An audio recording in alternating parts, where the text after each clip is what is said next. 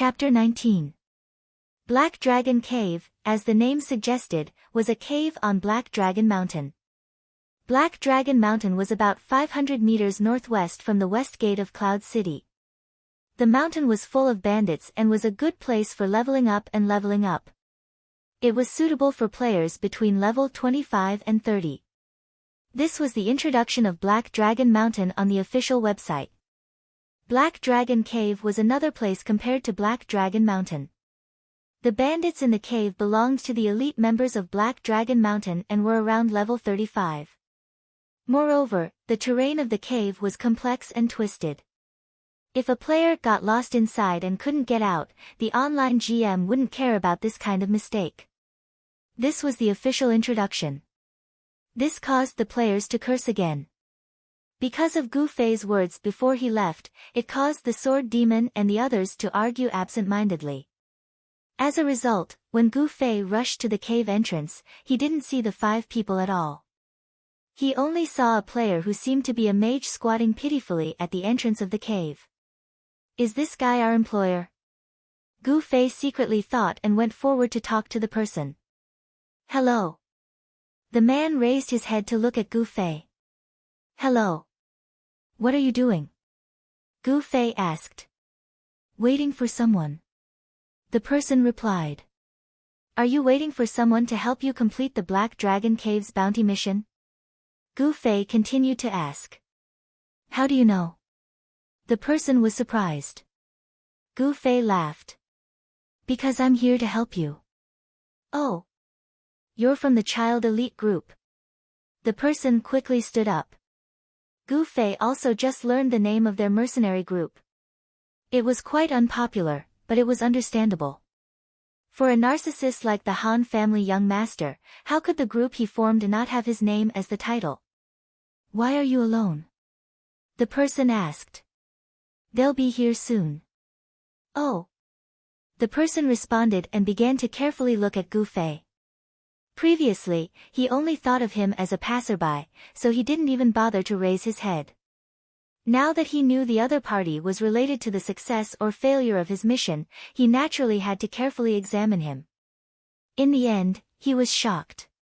A straw hat, a beginner mage robe, and a pair of light boots that thieves loved to wear. The unique combination of 3 completely different styles caused the observer in front of him to be instantly lost.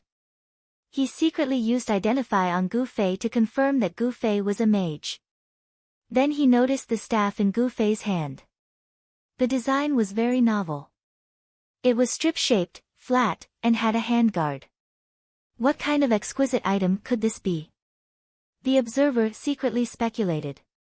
At this time, Gu Fei turned around and looked down the mountain, finally seeing the figures of the 5 people.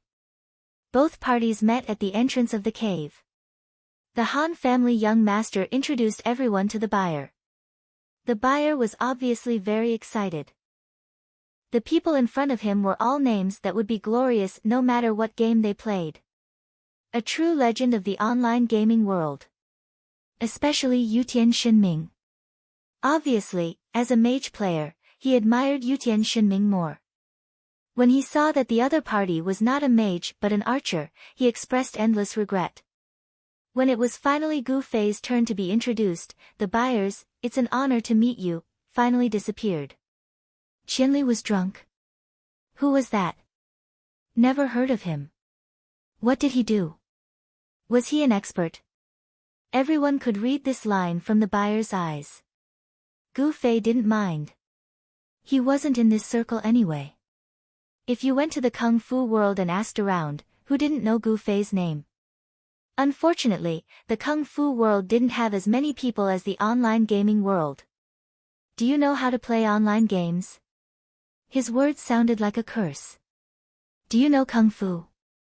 Why did it sound like he was making trouble out of nothing? What a gap. Gu Fei sighed. The group had already started to enter the cave. The Han family young master reminded them one last time, "We'll clear all the monsters along the way. You guys follow closely behind and don't attack. Do you understand?" The 2 nodded. The buyer's face was full of excitement. Gu Fei was a bit listless. absolutely don't make a move had actually become his mission. He played online games to randomly make a move. The cave was rugged and difficult to walk through. There was no light, but they could see clearly. This was the magic of online games.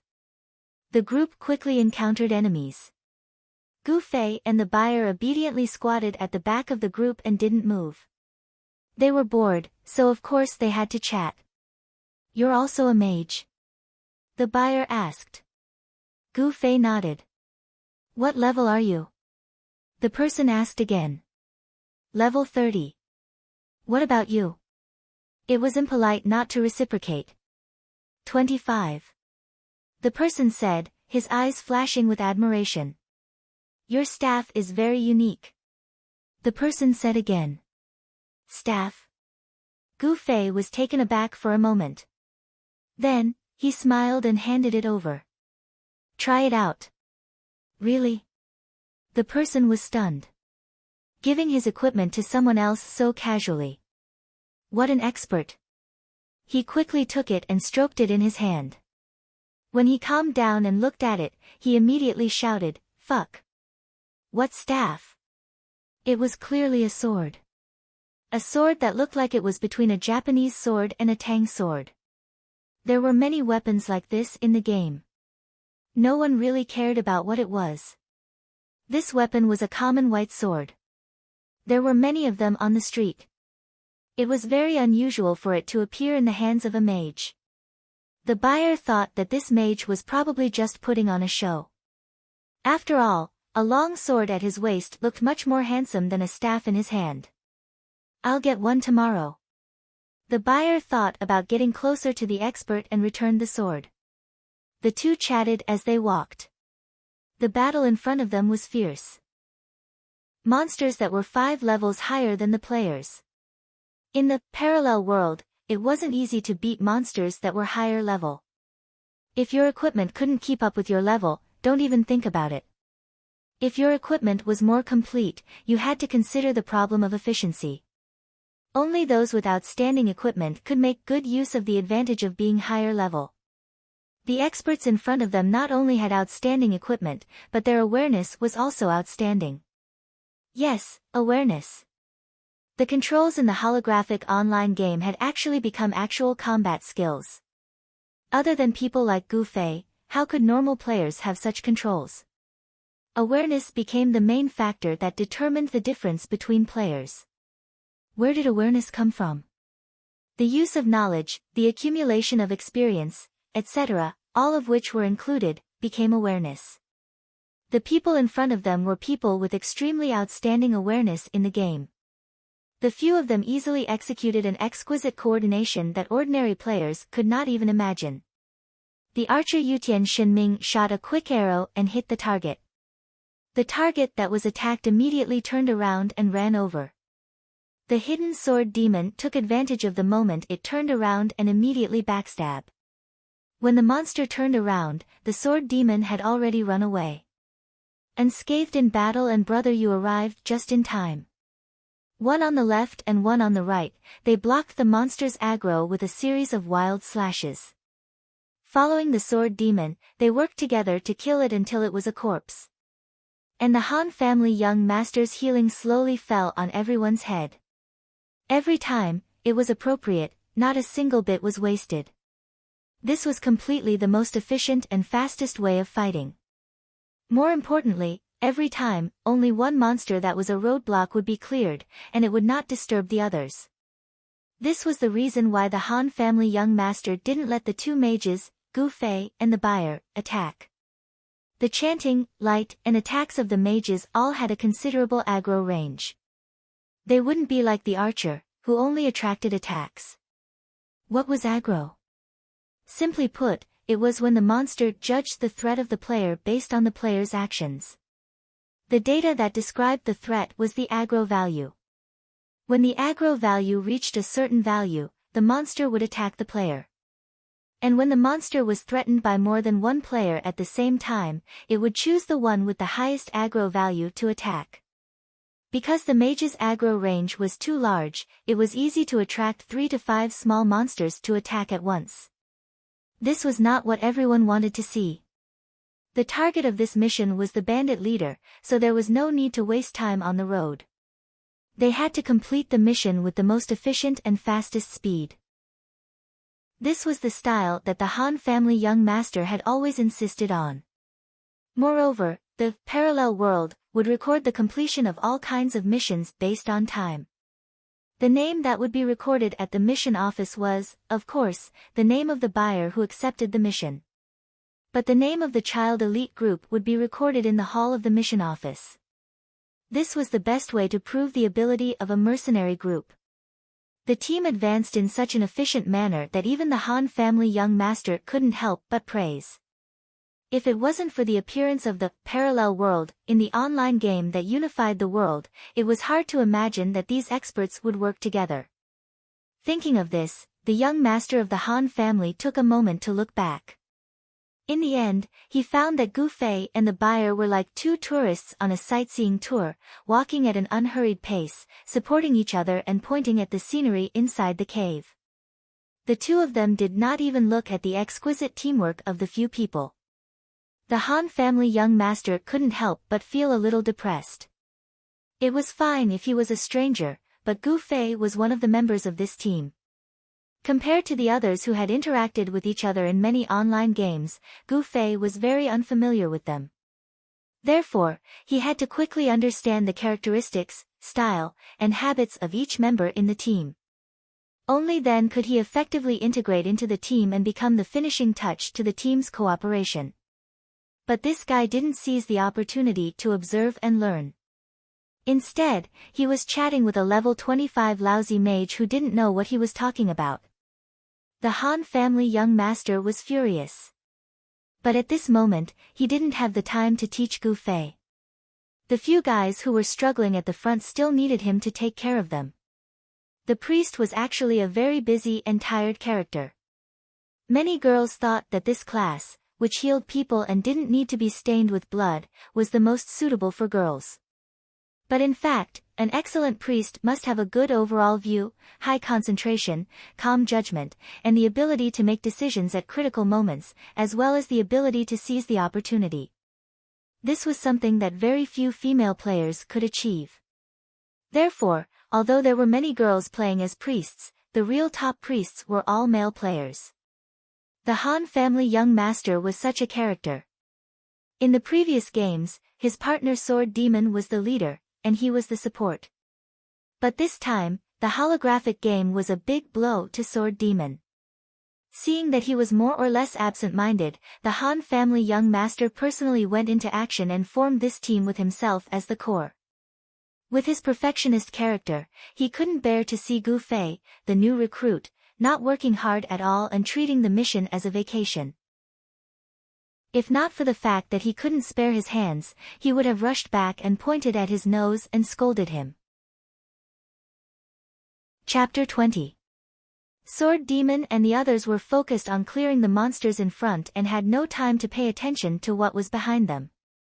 Moreover, they weren't as stubborn as Han family young master. He thought that if they were on a quest, even if they had nothing to do, they should still pay attention to what others were doing. The party advanced into the depths of the Black Dragon Cave.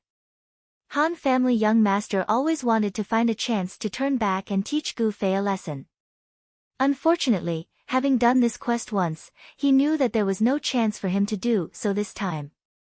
The deeper they went into the cave, the higher the level of the monsters and the denser they were. If they wanted to continue advancing like this without alerting any extra monsters, they couldn't even take a wrong step. They had to kill their way to the deepest part of the cave. There was a stone door there, but the small boss guarding the mechanism was also quite strong. After killing it and opening the mechanism of the stone door, it would be the one room of the bandit leader Soa Tuesday. Han family young master calculated their progress and the time, but he didn't know that an accident had happened behind them. The mountain path in the cave was difficult to walk, 1 foot was high and 1 foot was low. The employer was careless and missed a step. He staggered and stumbled a few steps to the side. Be careful. Gu Fei saw that he only lost his balance and didn't fall, so he only reminded him verbally.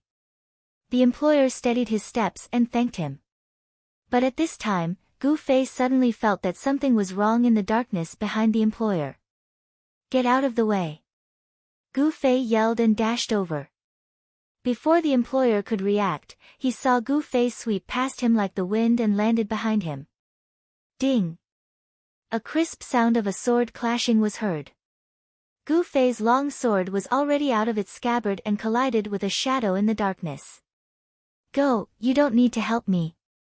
Gu Fei turned around and said. "Fuck." After turning around, Gu Fei yelled with all his heart.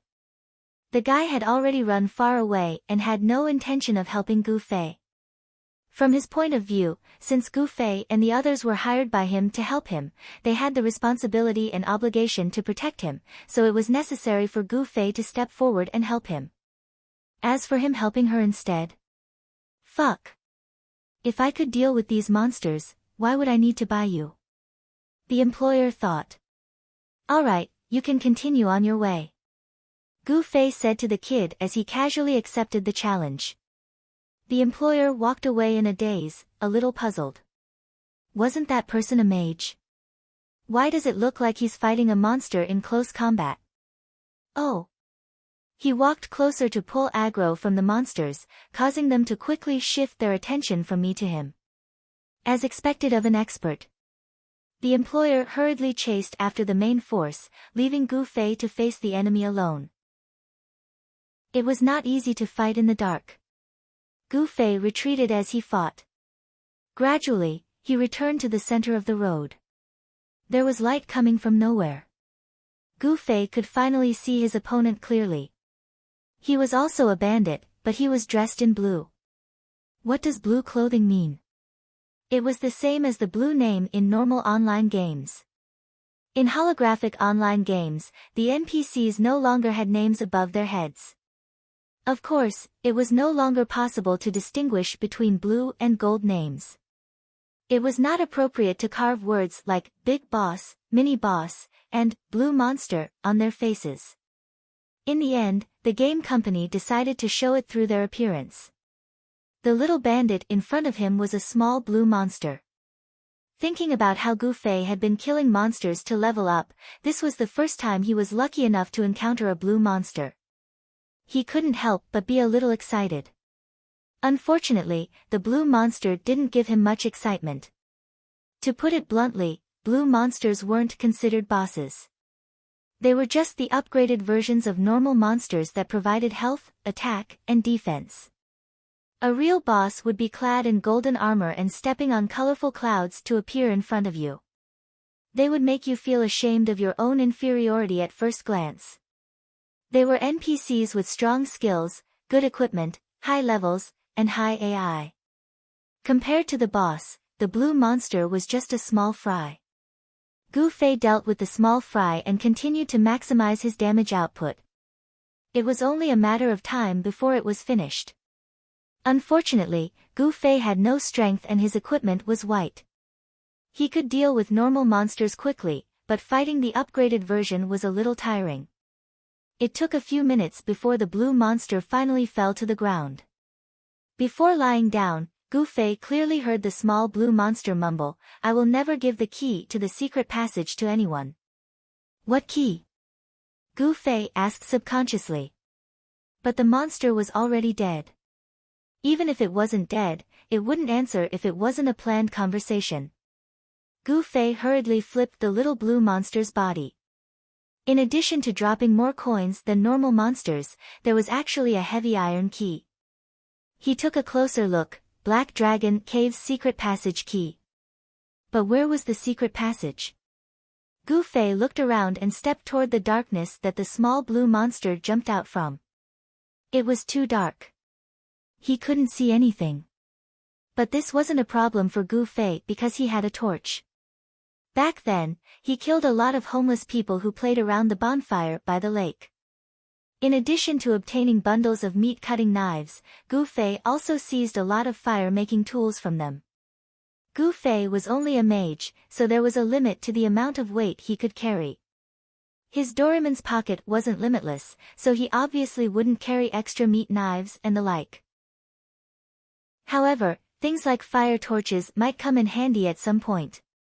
Wasn't this the case now? Gu Fei felt lucky for his foresight. He took out a torch from his pocket and lit it. The darkness lit up. Gu Fei immediately found a large iron plate on the ground.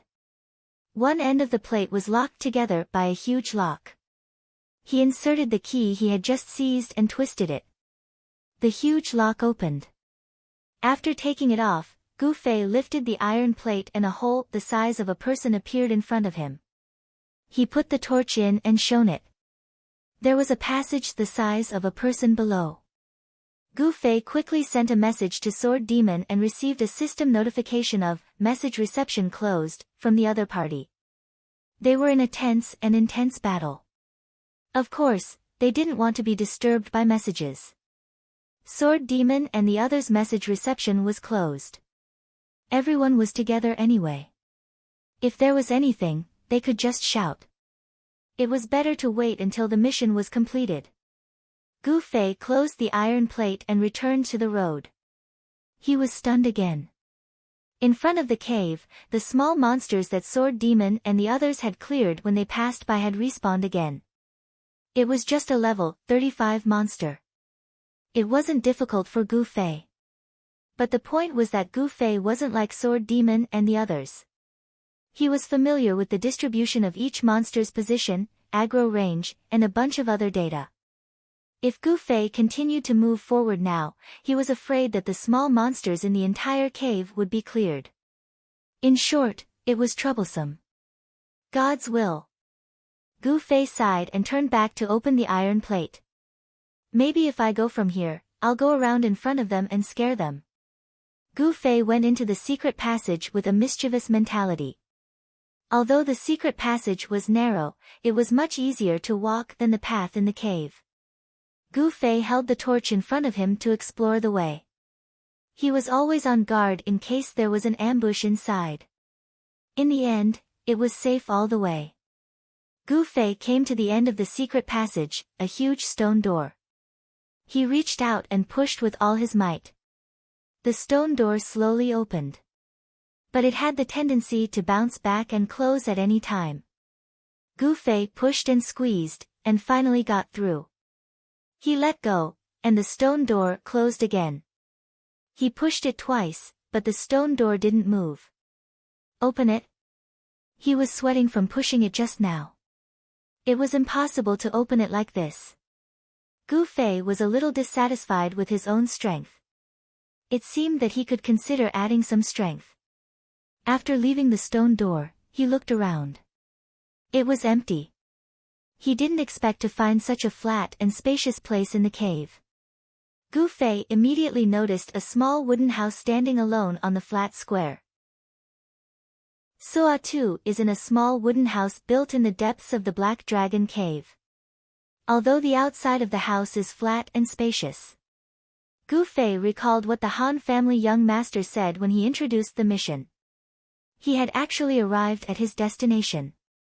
So this secret passage was the shortcut to this mission. Gu Fei was happy. Since no one had come yet, then. Gu Fei held the saber in his hand and walked towards Suatu's small wooden house. He admired the strategy designed by the Han family young master. And their exquisite cooperation along the way was seen by Gu Fei. If he really followed the Han family young master's plan, he was afraid that it would be more daunting than dangerous. However, admiration didn't mean that he liked it. What Gu Fei liked was direct, face-to-face combat. Luring monsters, blocking monsters, pulling aggro. Gu Fei had often heard of these terms, so he had a rough idea of what they were. These were all things that reflected the skill of an expert in the game. Unfortunately, Gu Fei was different. He wanted to become an expert in this game, but he didn't want to rely on his in-game skills. Instead, he wanted to rely on his martial arts. This was the reason why he came to this parallel world. After killing monsters for so long, Gu Fei had always been looking forward to a difficult boss for him to challenge.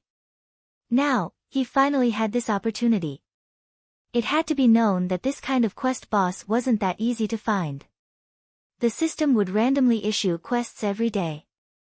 There were countless quests that required him to deliver a letter to a chicken, but these kinds of challenging high-level quests were very rare.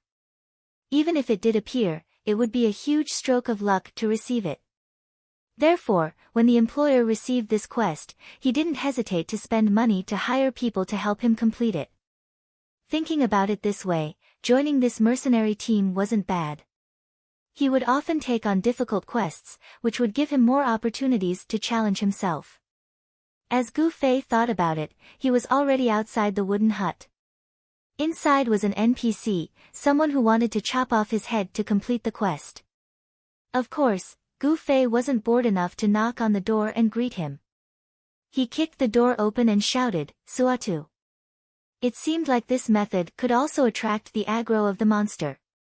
The guy lying on the bed flipped over, picked up a large knife at the foot of the bed, and slashed at Gu Fei.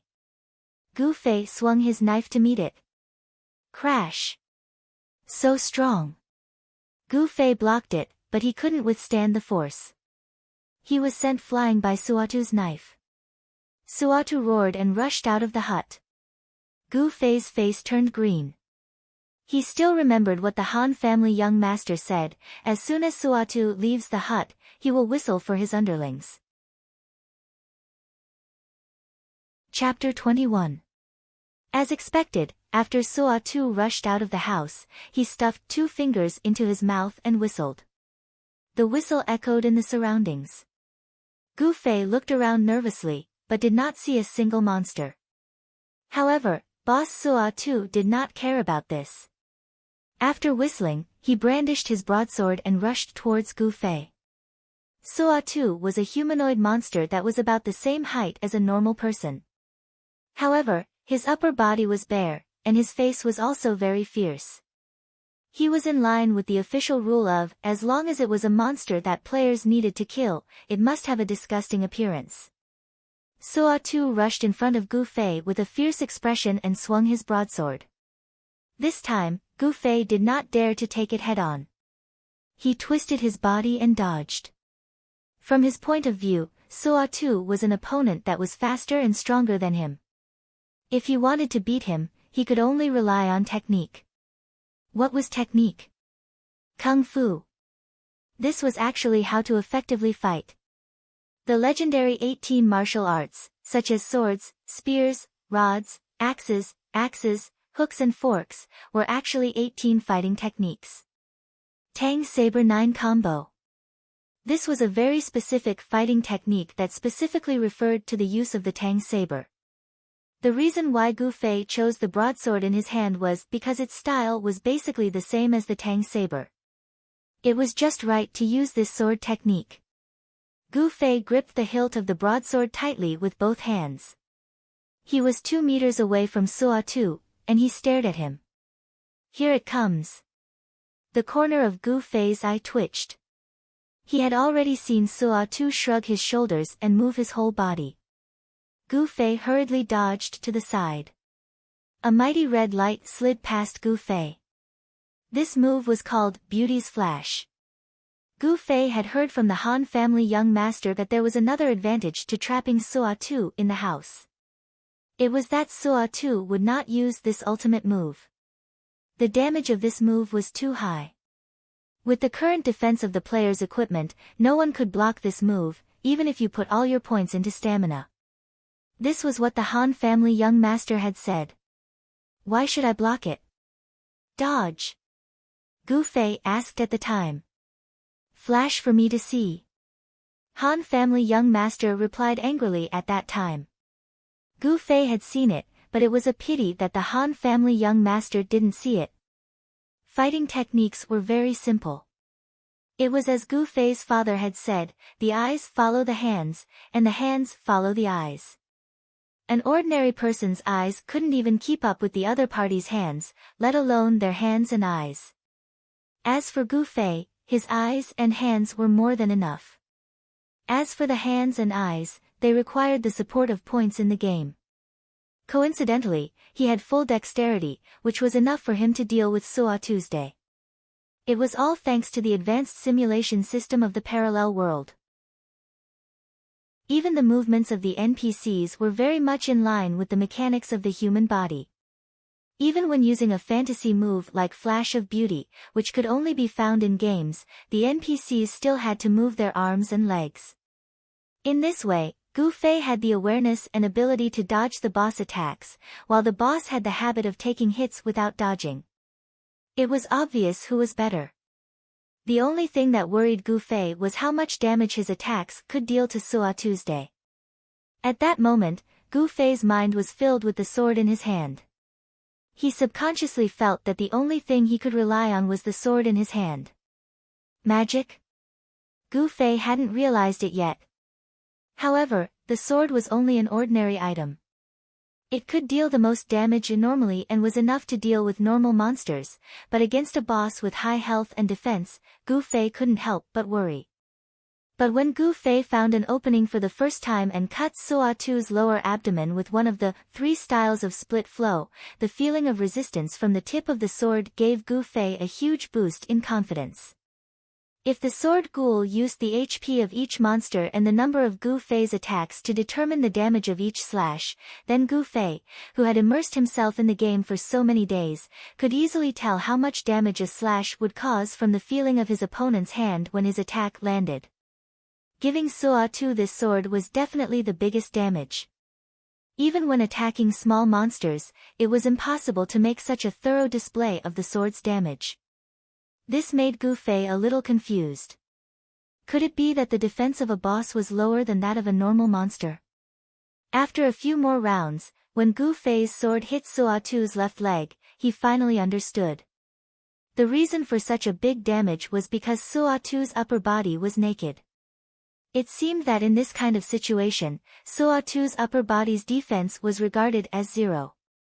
And when he slashed Suo Tu's left leg just now, because Suo Tu's leg was wrapped in some kind of armor, the sword didn't cause any damage at all.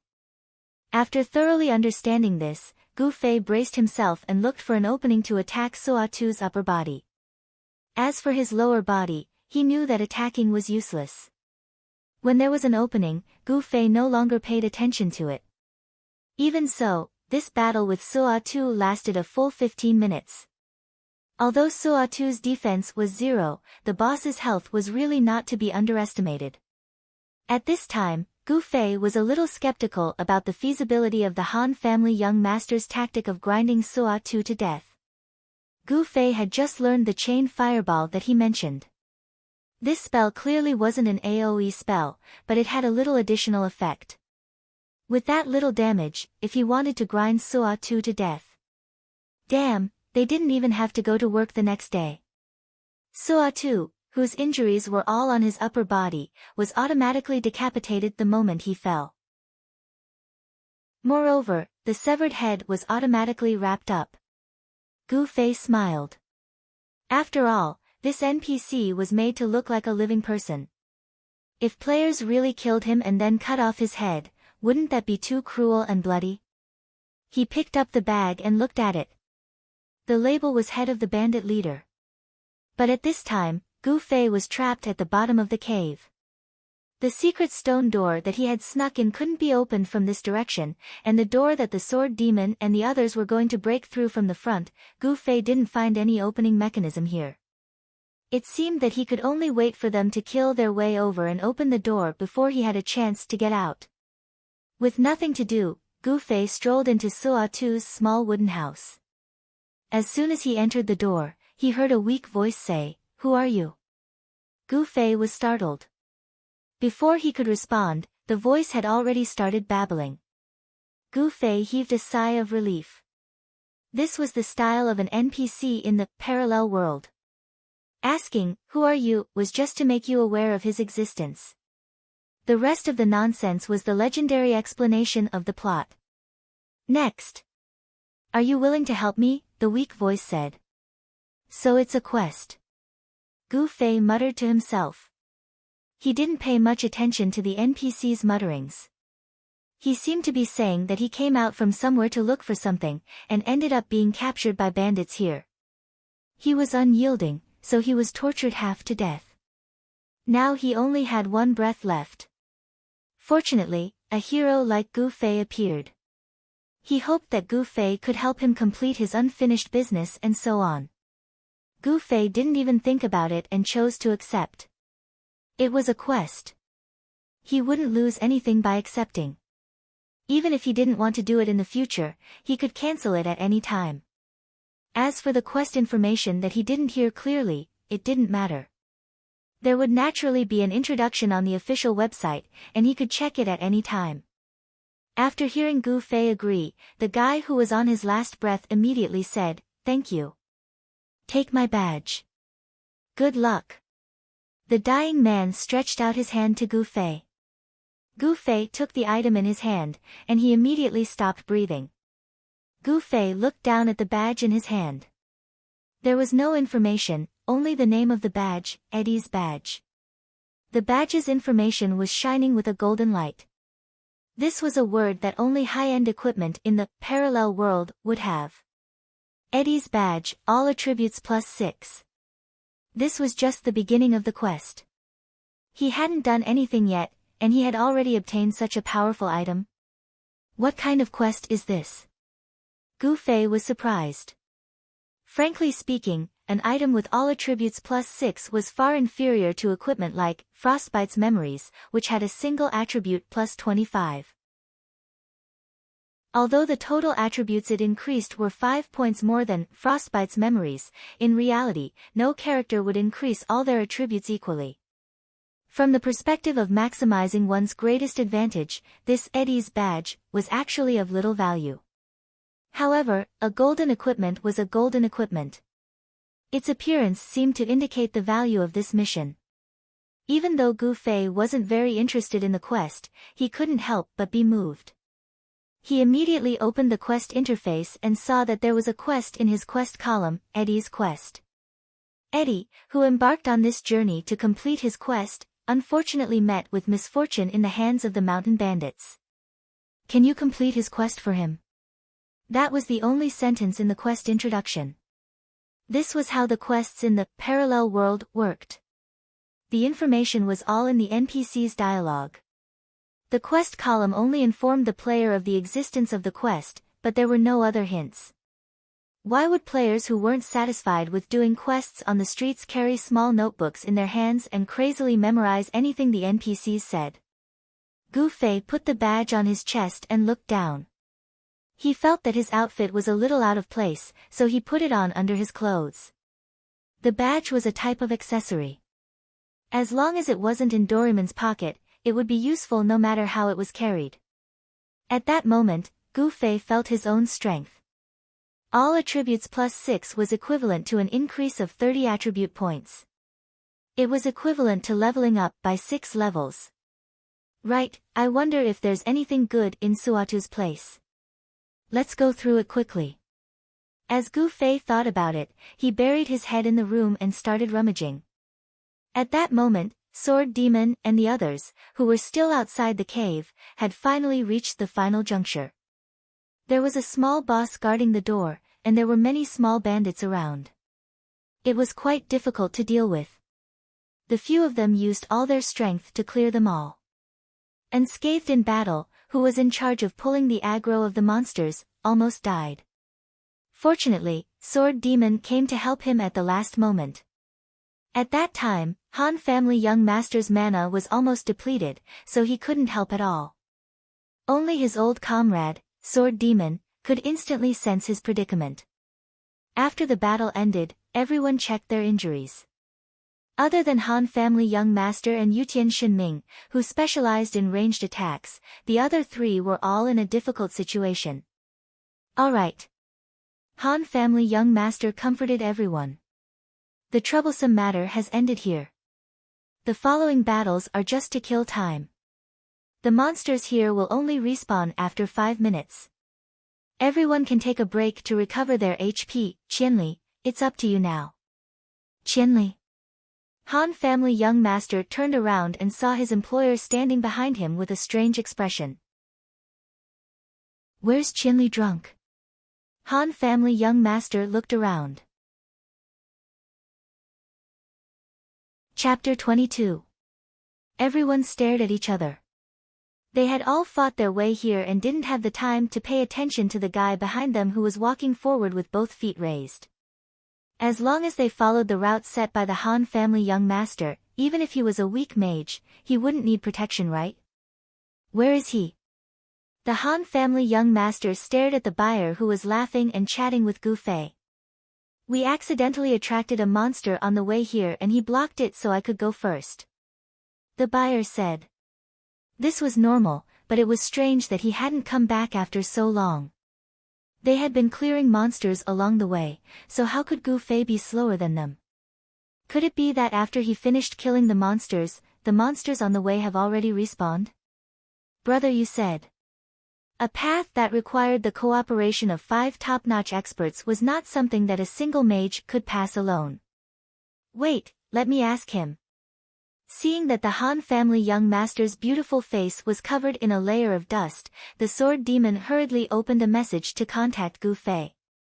If it was really as brother you said, then they could only go back to pick him up. After working together for so long, they were already a bit tired. If they went back again, they would definitely be annoyed and complain, so it was hard to say if they would still be able to cooperate. Everyone stared at the sword demon with an expression as if they wanted to vomit blood. Who knew that after the sword demon sent a few messages, his eyes would widen and finally walk to the mechanism, reaching out his hand to open the mechanism of the stone door. With a creaking sound, the stone door slowly rose up. And Gu Fei, from bottom to top, slowly appeared in front of everyone's eyes. His left hand held onto the long sword that shouldn't have been carried by a mage like him, his right hand held a bag, a calm smile hung on his face as he looked at them and said cheerfully, "Why are you guys so late?" The few of them stared at him in a daze and forgot to speak. Gu Fei walked out from the door and threw the bag in his right hand into the arms of the buyer, saying, "What you wanted?" The buyer took a look and was even more surprised. The Han family young master and the others were even more dumbfounded until the sword demon asked, "What's going on?" "I found a secret passage over there. I called you guys, but you guys didn't reply. I walked through the secret passage and ended up inside. After that, I killed Sua Tu and brought back his head." Gu Fei said. "How did you kill him?" Han family young master was in disbelief. Gu Fei waved the knife in his hand and pointed it at the Han family young master. "Impossible." The Han family young master waved his hand and flicked the knife aside. As he spoke, he walked inside, followed by the others. On the square, Sua Tu's headless corpse was still lying there in a miserable state. The Han family young master, who had seen Sua Tu once before, said, "Why isn't Sua Tu wearing any clothes?" Everyone looked at him with a strange look in their eyes. To be honest, anyone who saw the Han family young master's appearance would have some doubts about his sexual orientation. The Han family young master ignored everyone and muttered to himself, "He wasn't like this last time." Gu Fei spread his hands, expressing his ignorance, and said, "Anyway, his upper body doesn't have any defense at all." "Oh. I see." Everyone came to a sudden realization. From their understanding, if it was a completely defenseless unit, then a mage's damage would be quite shocking. Mages were long-range attacks, and Sua Tu, other than that ultimate skill, was a close-range attack. This Gu Fei must have used some unknown method to block the monster or some other method to grind Sua Tu to death. However, Sua Tu's body really was covered in knife wounds. But this could have been done after Sua Tu's death. It seemed like he didn't want others to know about his special mage fighting style. The knife in his hand was also a pretense. Everyone thought this way. Only the sword demon looked at Sua Tu's corpse in a daze. "Where is the secret passage you mentioned?" the Han family young master asked. Since they felt that Gu Fei was hiding his fighting style, the experts didn't ask about the process. "This way." Gu Fei led them forward. With their combined strength, the stone was pushed away. Gu Fei said happily, "Then we can go out from here. We don't need to kill monsters on the way." The few experts were a little depressed at this time, silently following behind Gu Fei into the secret passage. When they came to the exit and pushed open the metal plate, the little blue monster that held the key didn't appear again. This place wasn't far from the cave entrance, so it didn't take long for them to return to the outside. Mission complete. The Han family young master announced. The buyer nodded and took out a bag of money from his pocket without saying anything. The Han family young master took it and looked at it. He nodded and said, "There's no mistake about the money. As for the other things, I hope you'll keep to your end of the bargain." The buyer nodded and had an excited expression on his face. "I'll definitely do it. Your mercenary group's strength is really amazing. I only now understand what's going on." "What did you say?" the Han family young master asked. The buyer laughed. "Don't hide it from me. You guys were making a ruckus, right?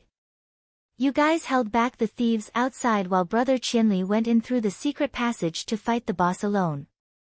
You said that Suo Tu would gather followers, but at that time you guys were blocking the entrance. This way, the thieves couldn't go in at all, so you gave Brother Qianli the chance to fight the boss alone. You guys pretended not to know about the secret passage. Hee, you don't have to do this. I won't tell anyone about your fighting style. Even if I did, how many people are like Brother Qianli who can fight the boss alone?" the buyer said and looked at Gu Fei with admiration. "What are you talking about?" Gu Fei was at a loss. "Hey! Nothing. If there's anything in the future, I'll definitely look for you guys. I'll be leaving first." The buyer gave Gu Fei a thumbs up and turned around to go down the mountain. "What did he say?" Gu Fei asked the experts. The experts all felt awkward. The Han family young master coughed twice. Cough, "Did this Suo Tu drop anything good?" "Nothing at all," Gu Fei said. "We just found 2 money bags in his room," Gu Fei said as he took them out and handed them over to the Han family young master. The Han family young master stared blankly, but in the end he still took them and waved his hand at them. "Let's go back and split the money." The others replied with, oh, but anyone could hear how listless these, "oh" sounds were. It didn't seem like they were going to split the money. Little Ray's bar became this group's stronghold. After returning to Cloud City, everyone silently headed there. Little Ray seemed to be quite familiar with these people. He raised his hand and pointed at an empty room. They went in and sat down. The Han family young master stretched out his hand and the gold coins in the 3 money bags fell onto the table with a "hua-la-la" sound. While many players were still working hard for a few dozen silver coins, this pile of gold coins could be said to be a huge fortune. "How should we split it? Everyone, express your opinion," the Han family young master said. No one said anything. If it was Gu Fei's opinion, then they would split it evenly. However, he didn't know if there were any unwritten rules between these in-game experts, so he didn't say anything. The other 5 people didn't say anything because of Gu Fei's actions. Sneaking in through the secret tunnel and killing Suo Tu by himself. From the looks of it, what the 5 of them had done didn't seem to matter. They were hesitant to take the money or not. Say something. Why isn't anyone saying anything? The Han family young master didn't know what to do and could only push the problem onto others. "Let's split it evenly. Brother, you said." The Han family young master was a bit surprised. Even though it seemed like they were doing something useless, they still wasted a lot of time and energy.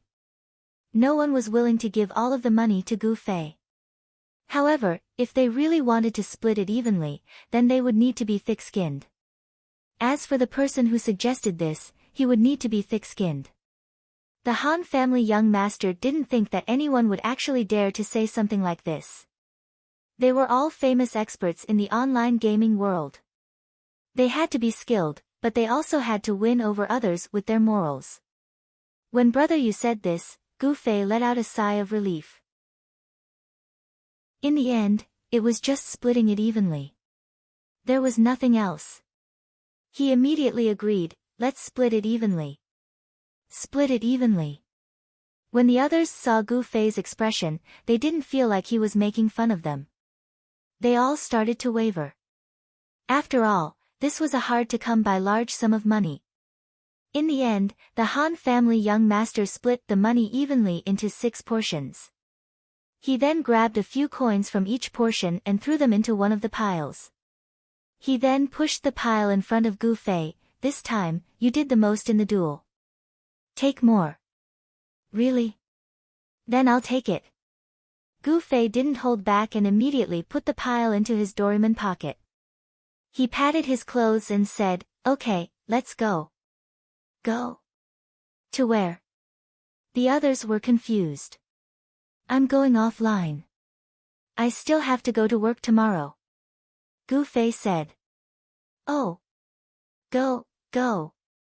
The others didn't know how to talk anymore. See you later. Gu Fei waved at them and turned around to leave. It was true that he was going to go offline, but it wasn't for tomorrow's work. Gu Fei wasn't going to be like an ordinary player who would spend the entire day in the game. He would train 3 times a day in the morning, in the afternoon, and in the evening. He had never fallen behind.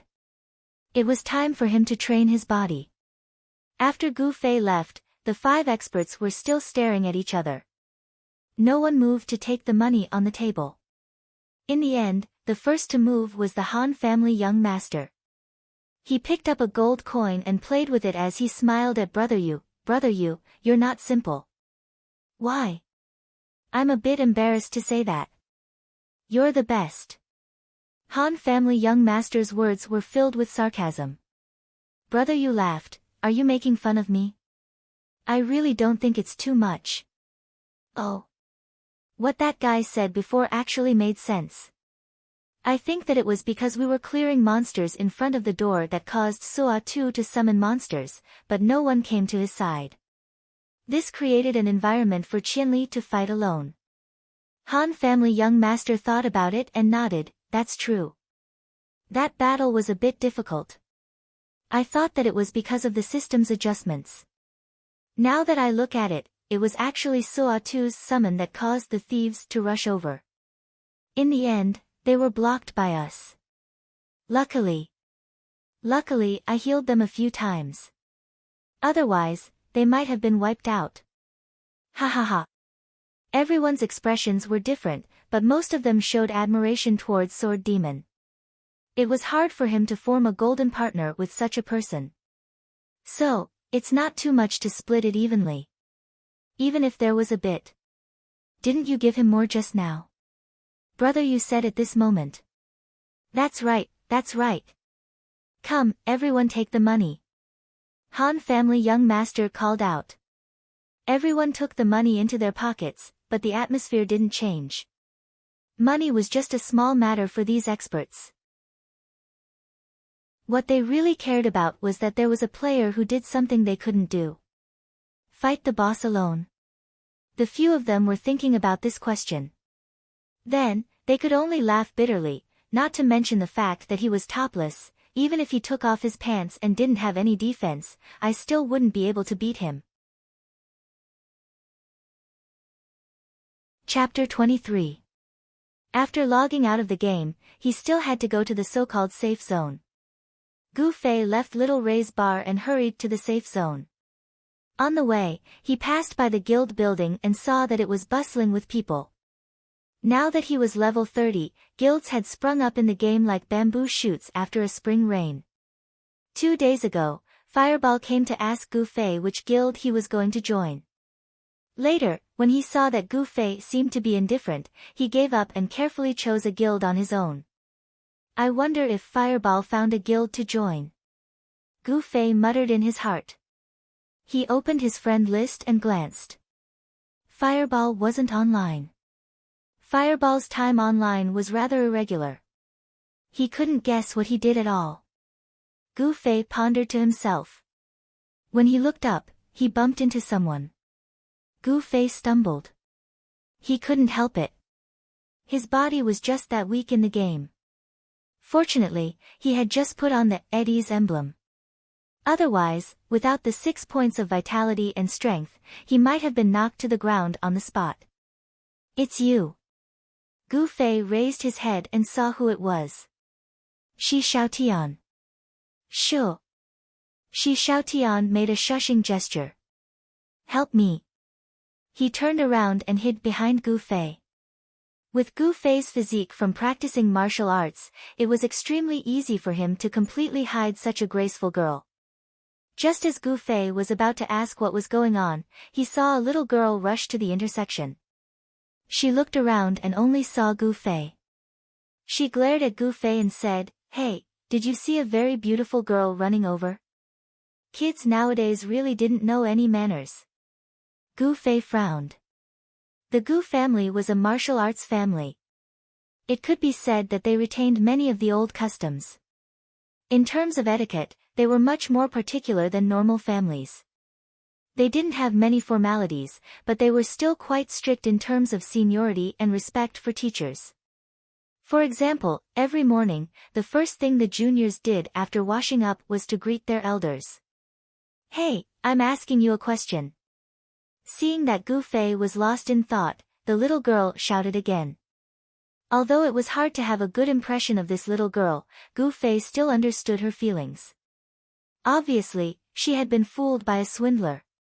He nodded and said, "I saw it." "Which direction did she run to?"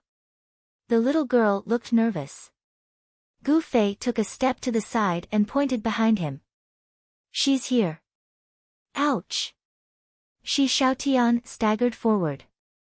In order to reduce the visibility, she tried her best to stick to Gu Fei's back.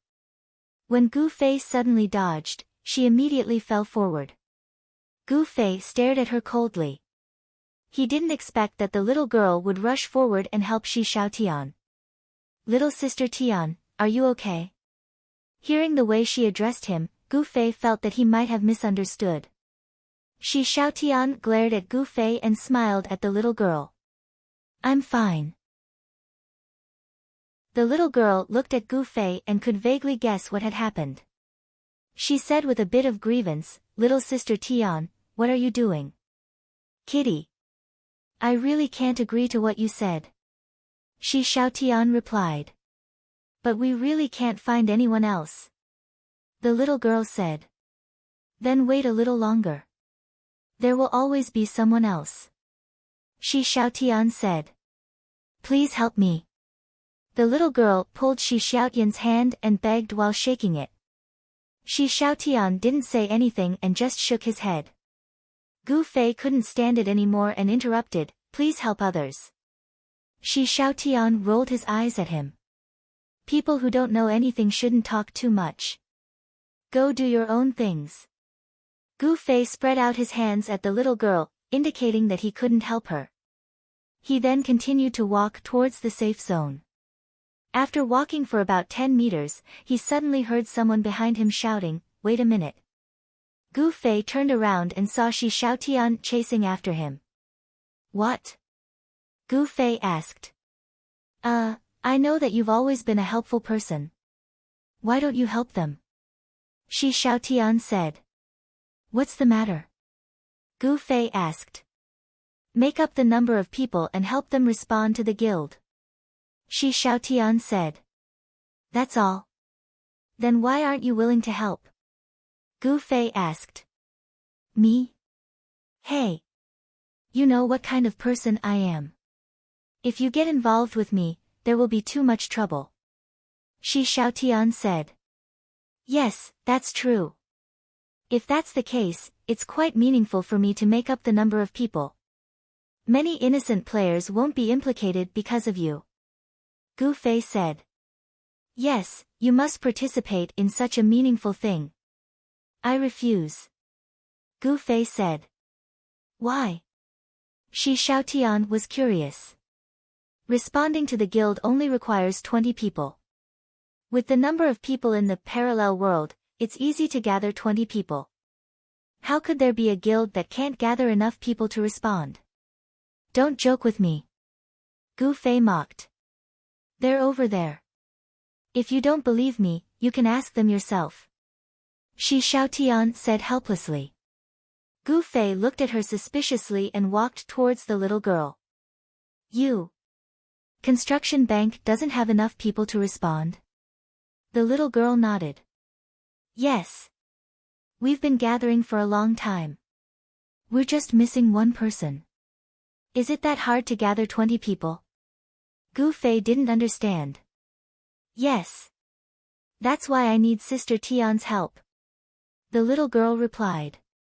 It's already done, kitty. Shi Xiaotian said with a smile. We'll go over now. Really? The little girl jumped up excitedly and looked at Gu Fei gratefully. Thank you. It's nothing. It's just a small matter. Gu Fei said. Let's go. The little girl happily ran towards the guild building. Let's go. Shi Xiaotian pushed Gu Fei and chased after her. The guild building was filled with people. It was so noisy that it was hard to hear what was being said. Calls for people to join could be heard from all directions. Guild of 4 guilds. You've helped with all the quests. Come and respond. Beauty, come to our guild of small guests. We'll give you your salary every week. Home of warriors. The guild leader is a level 30 warrior. Those who like warriors, come and respond. The calls made Gu Fei completely believe that although there were many people, it was not easy to gather 20 people to respond to a guild. There was a reason why Fireball hadn't found a home yet. There are too many people. Kitty, go to Little Seven's side. We'll go to the response area. I'll let you know when we get there. Let Little Seven respond, Shi Xiaotian said to the little girl. The little girl responded and squeezed to the other side. Shi Xiaotian dragged Gu Fei and squeezed in the opposite direction. Near the response area, the people were even more crowded. At this time, those who came to choose a guild response were regarded as prey by the surrounding players who were soliciting customers. As soon as Gu Fei showed his head, he was immediately caught. Brother, what level are you? Come and join our guild. Respond to us, respond to us. Another person rushed out from the right. None of you are allowed to snatch him from me. Shi Xiaotian revealed his rugged side. He's mine. None of you are allowed to snatch him from me. Shi Xiaotian said as he grabbed Gu Fei and dashed towards the window. For the convenience of the players, there were sometimes some facilities in the game that didn't have much of an atmosphere. For example, this response area was a touch control screen. It didn't match the style of the game at all, but it was something that couldn't be helped. The two of them lined up and gradually arrived in front of the screen. After Shi Xiaotian sent the message, he nodded to Gu Fei. You can respond now. What's the name of the guild? Gu Fei had already opened the search bar. Rebirth Amethyst, Shi Xiaotian said. Gu Fei typed in and looked. Sure enough, there were already 19 people responding. One more person and the guild would be established. He immediately clicked on the response button. Ding! The system notification sounded in his ear. Gu Fei received a series of system notifications. Guild Rebirth Amethyst is officially established. Player Qianli Drunk has become a member of Rebirth Amethyst's guild. Please refer to the guild panel for more information about the guild. Done. Gu Fei said. He turned around and saw that Shi Xiaotian was already struggling to squeeze through the crowd. Not good. An ominous feeling welled up in his heart. Gu Fei shouted for him to stop as he squeezed through the crowd. It was a pity that this was a job that required physical strength. Gu Feikong was very agile, but he was unable to make use of his agility in the sea of people. He could only watch as Shi Xiaotian was drowned in the sea of people. What the hell are you doing now? Gu Fei pulled up the friend panel and sent a message. Nothing. It's a good thing. Shi Xiaotian said. Tell me clearly. Gu Fei said. You'll know when you open the guild panel. Shi Xiaotian replied. Gu Fei continued to squeeze through the crowd as he opened the guild panel. The guild members' levels and classes were clearly listed in front of him. There were all kinds of classes. Their levels didn't seem to be high. There were only 2 people at level 30. Gu Fei and Qianli Drunk's name was impressively at the top. This meant that he was the member with the highest EXP. But at this moment, Gu Fei suddenly froze. He saw that in the gender column, besides Qianli Drunk's name, there was a male next to it. The others were a series of female. From the 2nd to the 20th, there were a total of 19 female. This guild. Why are they all female? At this moment, a series of XXX added you as a friend notifications popped up. Gu Fei quickly scanned through the messages. Those who added him as a friend were all names in the guild. The first message was sent, "Who are you? Why did you come to our guild?" Sender, July. Chapter 24. Come out immediately, outside the guild building. July sent another message. Gu Fei sighed and squeezed through the crowd. Although he was unwilling to admit it, he had to admit that he had been tricked by Shi Xiaotian again. Although he couldn't tell if it was a good or bad thing this time, those who were tricked would still feel unhappy. After leaving the guild building, Gu Fei immediately recognized the person who had called him.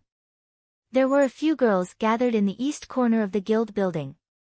As soon as Gu Fei walked out, one of them immediately pointed at him. It was the little girl that Shi Xiaotian called Kitty. "It's him!" the little girl shouted. The girls turned their heads and looked straight at Gu Fei. Gu Fei quickly counted the number of people. There were 6 of them. If it was a fight, he should be able to handle it. So he stood there with a calm expression. The 6 girls walked towards Gu Fei in a line, sometimes in the shape of a person, sometimes in the shape of a one.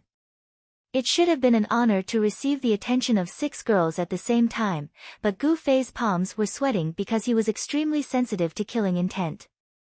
There were many players passing by, and they all stopped in their tracks, looking at Gu Fei with envious eyes.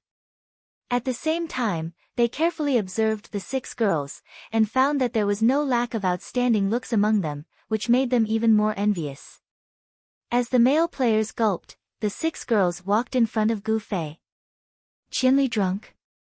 a petite girl with short hair asked Gu Fei. Gu Fei nodded. He already felt close to this short-haired girl. Of course, it wasn't because of any evil thoughts, but because of the girl's equipment. Gu Fei recognized at a glance that this girl was a grandmaster of combat. This was Gu Fei's most desired occupation back then, but due to a freak combination of factors, he did not choose it. After entering the game, he also discovered that there were relatively few players who played this class. It was said that this class's attack style always required some difficult postures. Many players would feel very uncomfortable after playing this class, so many players consciously avoided this class. Now that he finally had the chance to meet a player who had chosen to be a grandmaster of combat, how could Gu Fei not be excited? In his opinion, those who chose this profession were martial arts enthusiasts just like him. "I'm July." The short-haired girl introduced herself. "Hello." Gu Fei nodded. "I am the leader of the Reborn Amethyst." "I can see that," Gu Fei said. "Next, I'll have to trouble you to tell me what's going on with you. How did you run into our guild?" July coldly said. I was a little confused at first, but now that I think about it, I need her to explain it to me." Gu Fei pointed at Kitty. July looked at Kitty, and Kitty looked at Gu Fei. "Shi Xiaotian told me that your responding guild is missing one person, so he wanted me to respond," Gu Fei said. "We're missing one person because we have strict requirements for our guild members," July said. Gu Fei thought back to the 19 girls in the guild list and nodded. "I can see that." He then looked at Kitty. "What did Shi Xiaotian say to you?" Kitty glared. "She said that she promised to join a friend's guild, so she couldn't join us." "That friend was you." Gu Fei recalled the scene at the time. So she told you that she was coming to tell me. So when she takes me back to you again, you will thank me. Because you thought I didn't make things difficult for her and let her join your guild, right? Kitty nodded. At the time, I thought that Xiao Tian was helping her persuade me to respond to your guild, so she thanked me, Gu Fei said to everyone. So, everything is clear now, right? It was a misunderstanding, but it was a misunderstanding designed by someone. That damn little Tian. July stomped her feet. After that, she sent Kitty away because she couldn't let Kitty see that I was the one who responded to the guild. I don't know how she managed to find a loophole in the guild's operation, Gu Fei said. July sighed. There's no audit for guild responses, and because we have requirements for members, we can only turn off the response and open it when we find a suitable candidate. This is to prevent strangers from responding and sneaking in.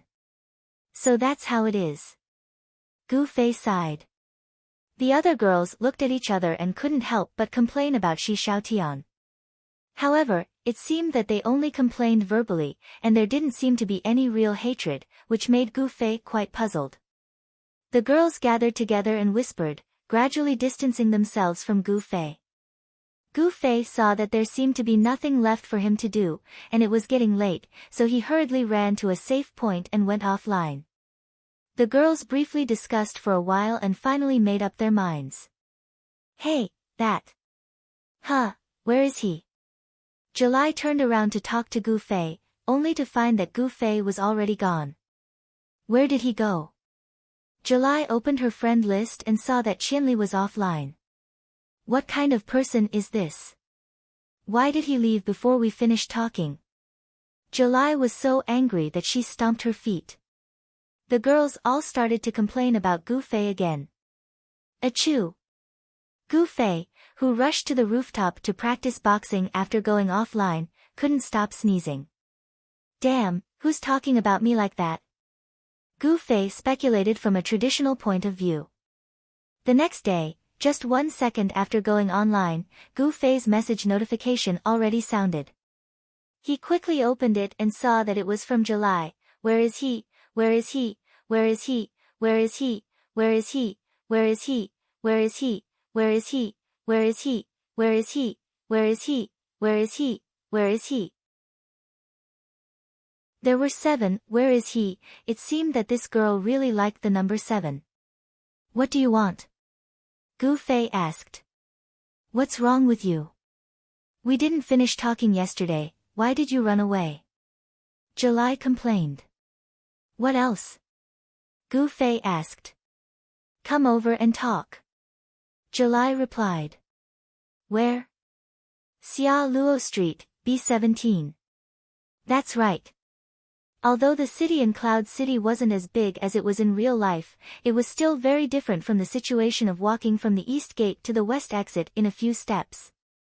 The city was already so big that it needed to name the streets to differentiate the roads.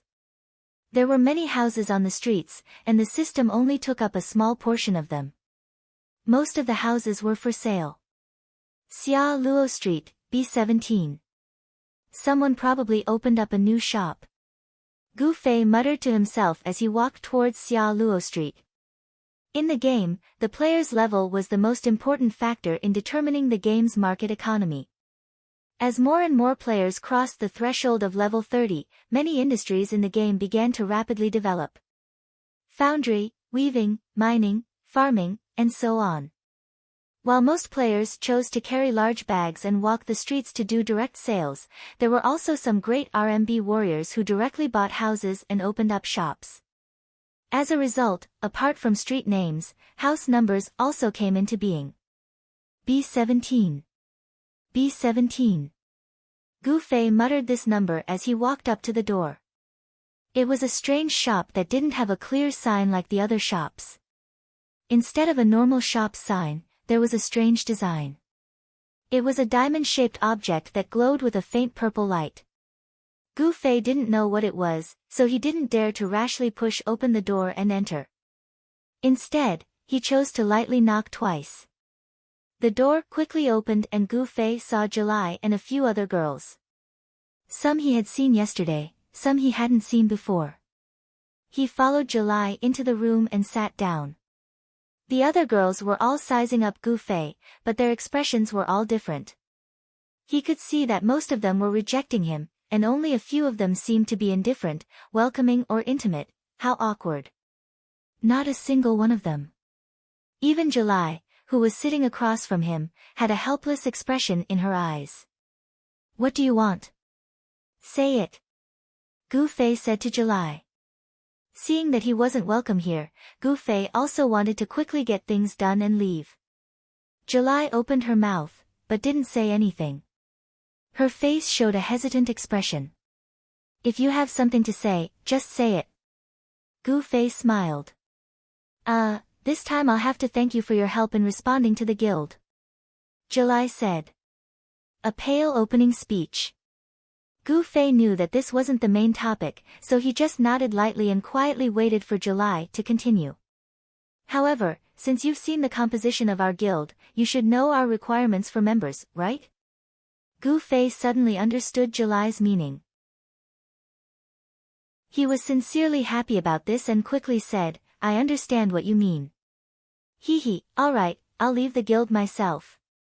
As Gu Fei said this, he brought up the guild panel and was about to do something when he saw July's expression change. She shouted at him, No. Chapter 25. Swoosh swoosh swoosh swoosh. All eyes were on him. Swoosh swoosh swoosh swoosh. A few girls rushed over nimbly. Whoosh whoosh whoosh whoosh. They had already surrounded Gu Fei. Brat, what do you think you're doing? One of the girls slammed the table boldly and shouted at Gu Fei. Gu Fei looked at her and felt a wave of excitement. Hey! Another Grand Master of Combat. This was the first girl he had seen today. This girl was not bad looking and had a healthy skin tone like chocolate. These were just the main points of Gu Fei's observation. He was surprised that two of the girls had chosen the Grand Master of Combat class. As he thought about it, Gu Fei's eyes began to wander over the others, trying to see if there was a third girl who had chosen the Grand Master of Combat class. When this girl saw that Gu Fei was indifferent to her question, her eyes paused on her for a moment and immediately turned to search for other targets. That focused gaze was too much like a pervert choosing a suitable prey, and she was actually the first to be eliminated by this pervert. No matter what angle she looked at it from, she couldn't help but feel angry. She immediately stepped forward and blocked Gu Fei's gaze, yelling, Brat, what are you looking at? Gu Fei frowned. In this day and age, girls who spoke so rudely could only be seen in movies and television. Online games were really a magical fertile ground. As he sighed, Gu Fei shook his head, nothing. His nonchalant attitude completely angered this violent girl. She waved her fist and was ready to PK. July shouted, fiercely, it's nothing. He said he wants to leave the guild. Ah. This girl called fiercely was stunned, and her waving hand involuntarily dropped. The girls who had gathered around also looked at Gu Fei with astonishment on their faces. What's wrong? Gu Fei looked at everyone's expression. Did I misunderstand? Didn't you want me to leave the guild? As soon as he said that, the girls looked a little uncomfortable, and a few of them even looked a little apologetic. July saw that she had no choice but to say, You didn't misunderstand. We want you to leave the guild, but not now. What do you mean? Gu Fei didn't understand. Do you really not know, or are you pretending to not know? Boldly and fiercely said, the minimum number of members in a guild is 20. Once the number of members falls below this number, the guild will automatically disband. Oh, then hurry up and find someone to join. Then I can quit, right? As Gu Fei spoke, for some reason, the image of the Han family young master appeared in his mind. He wondered what would happen if that guy joined this guild. The girls looked at each other, and finally, July said, We will find as soon as possible. Before we find a suitable person, I hope you will be wronged for the time being. What's there to feel wronged about? Gu Fei smiled and stood up at the same time. When you find someone suitable, just kick me out. Is that all? If there's nothing else, I'm leaving. He stood up and walked a few steps to the door, but he felt that it was quiet around him. Gu Fei looked back and felt that the atmosphere was a little too cold. Coincidentally, he saw that Fiercely was also looking at him, so he nodded and said, Fiercely, this name is good. What do you mean? Fiercely was indeed hot-tempered. Once he heard that there seemed to be a deeper meaning in Gu Fei's words, he immediately leaped up and dashed behind Gu Fei. His body leaned forward and his right fist was already coming over. In the end, Gu Fei did not say anything. He gently pulled the door open and his body had already dashed out. He turned around and smiled. I'm leaving. Then he closed the door. Galloping meteor. Walking on the street outside the house, Gu Fei thought silently. This was an attack skill of the Grand Master of Combat. Compared to normal attacks, it had higher speed and power, and it also had a sprinting effect. No matter how I look at it, the Grand Master of Combat is still more handsome. Gu Fei looked down at his mage robe and felt incomparably sad. Inside the room, after Gu Fei left, the silence lasted for another half a minute. The first to come back to her senses was still July. She slowly walked to the side of Fiercely, who was still standing behind the door, and shook her hand. Don't be so impulsive next time. Although his level is high, he is still a mage. I can see that his equipment is pretty bad. If he had accidentally been hit by you, he would have been killed instantly. Fiercely turned around and looked at July. She said in a daze, he dodged it. What did you say? I said that he dodged my punch just now. Fiercely said. The girls immediately surrounded him, and in the midst of all the talking, someone asked, weren't you just trying to scare him? Fiercely smiled bitterly. I looked at him and wanted to really punch him, but I don't know how he dodged it the moment he opened the door. The girls were all a little surprised. They had been together for a long time, and they more or less knew each other's background. Fiercely wasn't just a grandmaster of combat. This girl had been fighting since she was young, and was very passionate about things like punching and kicking. It was said that she had secretly gone to the dojo to learn a few moves. Reality also proved that this girl's punching and kicking skills were really extraordinary. In this brand new simulation game called Parallel World, she was the fastest to learn.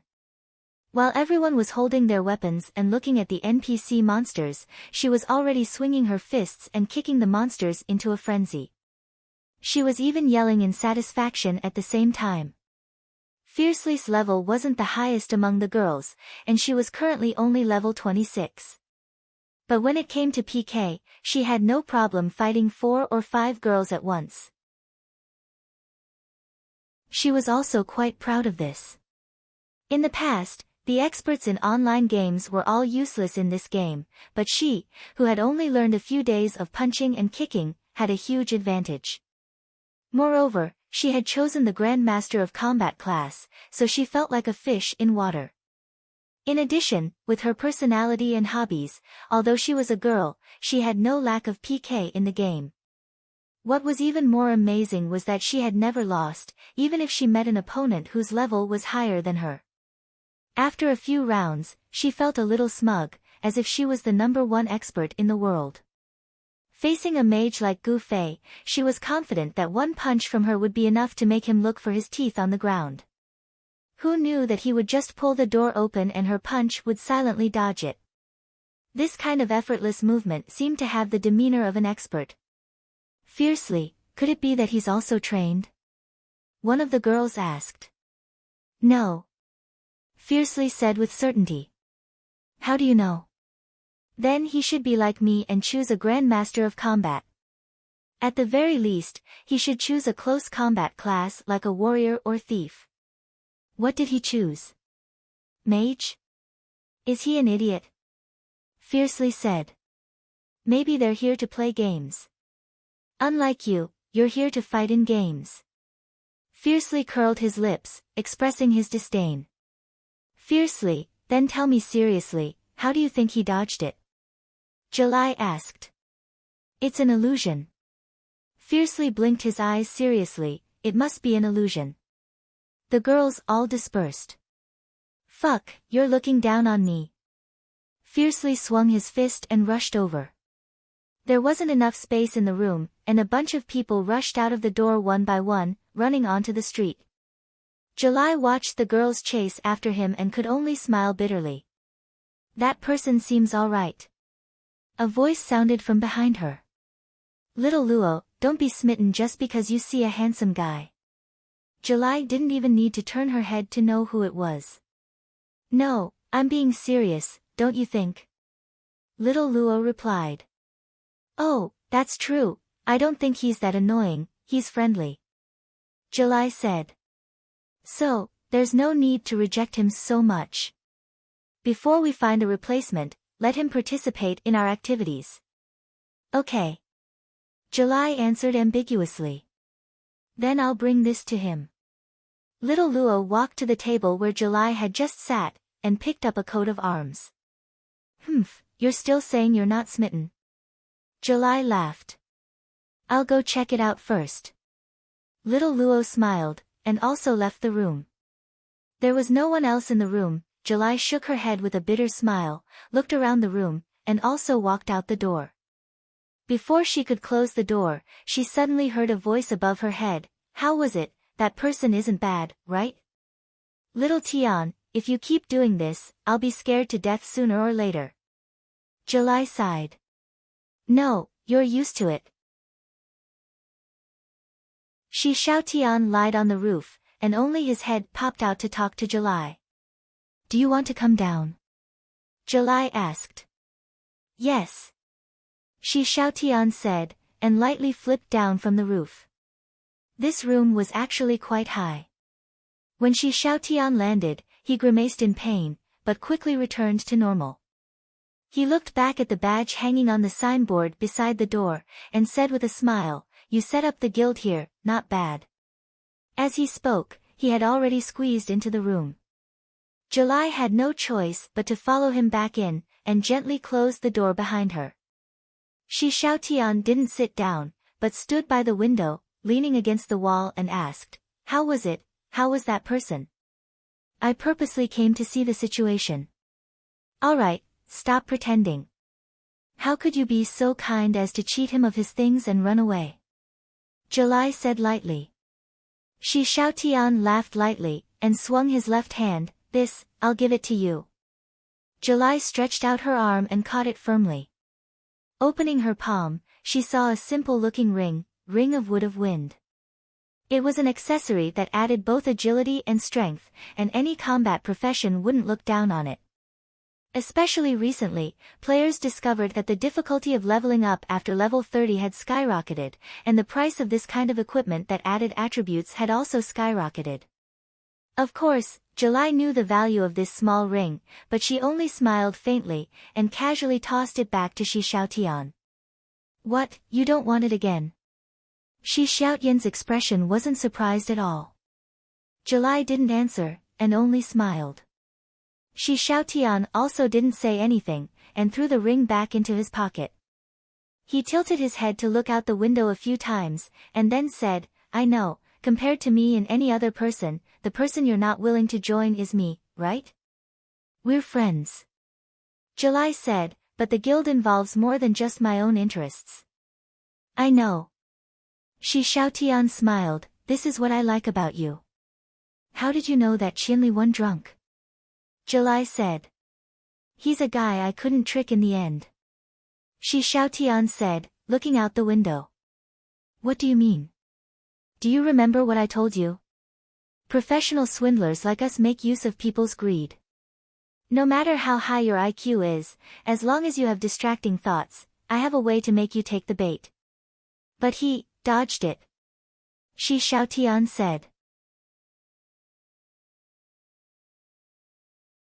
Chapter 26.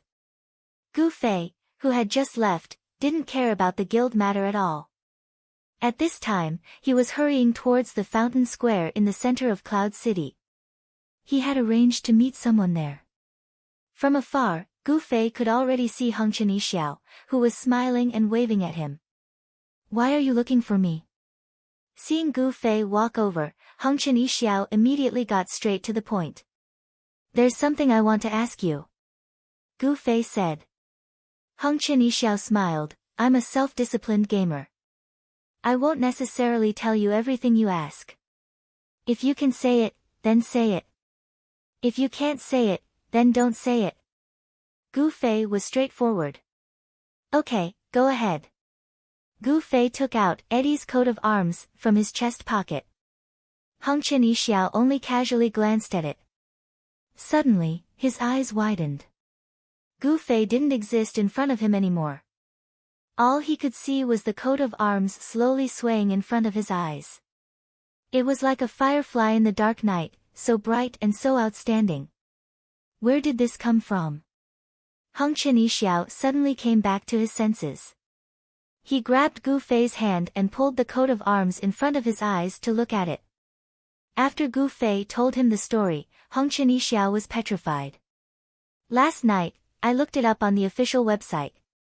There was no information about this coat of arms, so I wanted to ask you. If you can say it, then say it. If you can't, then forget it," Gu Fei said. Heng Chen Yixiao raised his hand and pinched his face. While confirming that this wasn't a dream, he made his petrified expression come back to life. After taking 2 deep breaths, he said, "This is a quest." "I know," Gu Fei said. "Compared to other normal quests, this quest is a bit unique.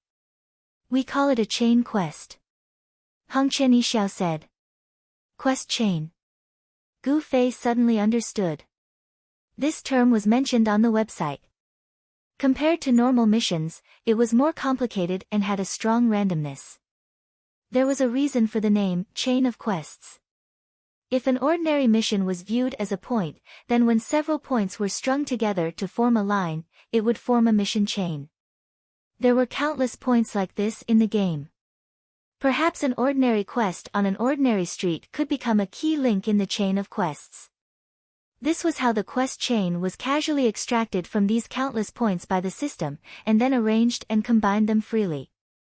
Then, he would choose a suitable storyline from the game's huge story library and attach it to it. Then, he would calculate the difficulty of each segment and give a suitable reward.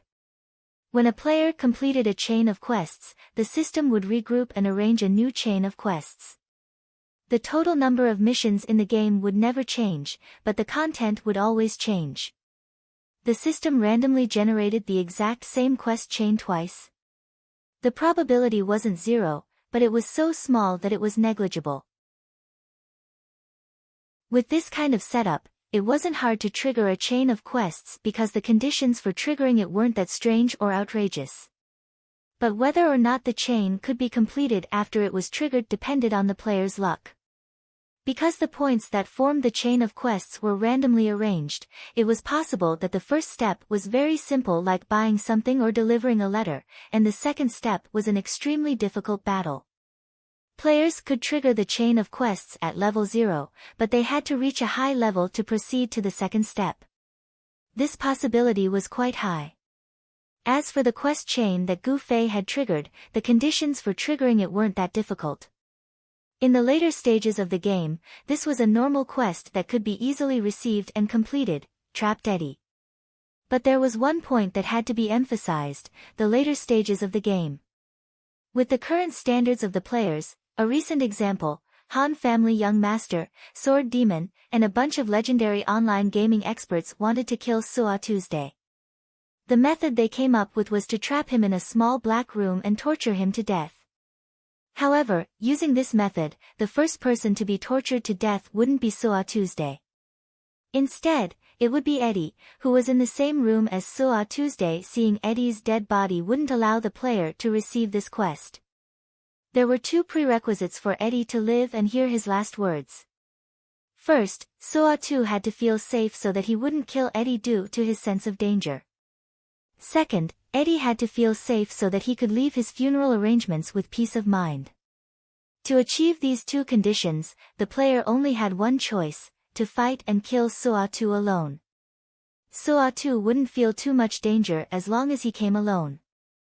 Only by killing Suo Tu would Eddie be able to leave his funeral arrangements with peace of mind.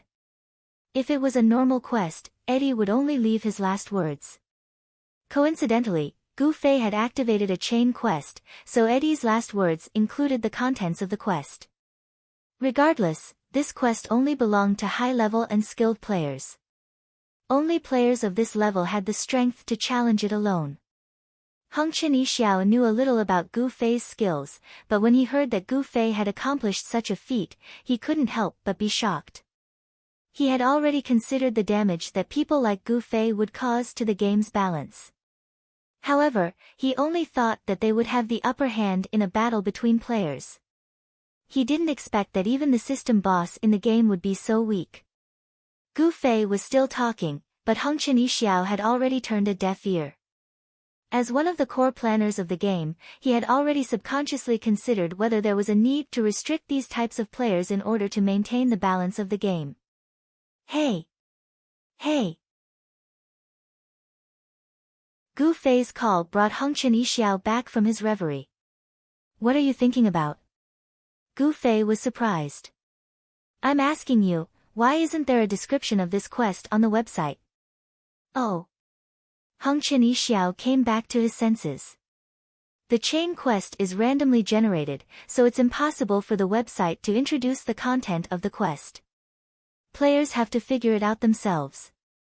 Then can you give me a hint? Gu Fei asked. Hongchen Yixiao smiled shyly. I'm a self-disciplined gamer. Alright, I got it. Gu Fei said without hesitation. Then I'll figure it out myself. Let's go. Take care. Hongchen Yixiao waved his hand. Goodbye. Gu Fei turned around and left. After 10 minutes of walking, Gu Fei arrived at the place where he trained. Due to the huge increase in experience from level 30 onwards, Gu Fei didn't know how many days he would have to stay there. Compared to Gu Fei, most players didn't choose to level up by killing monsters. There were many quests in the game, and the experience reward was quite generous.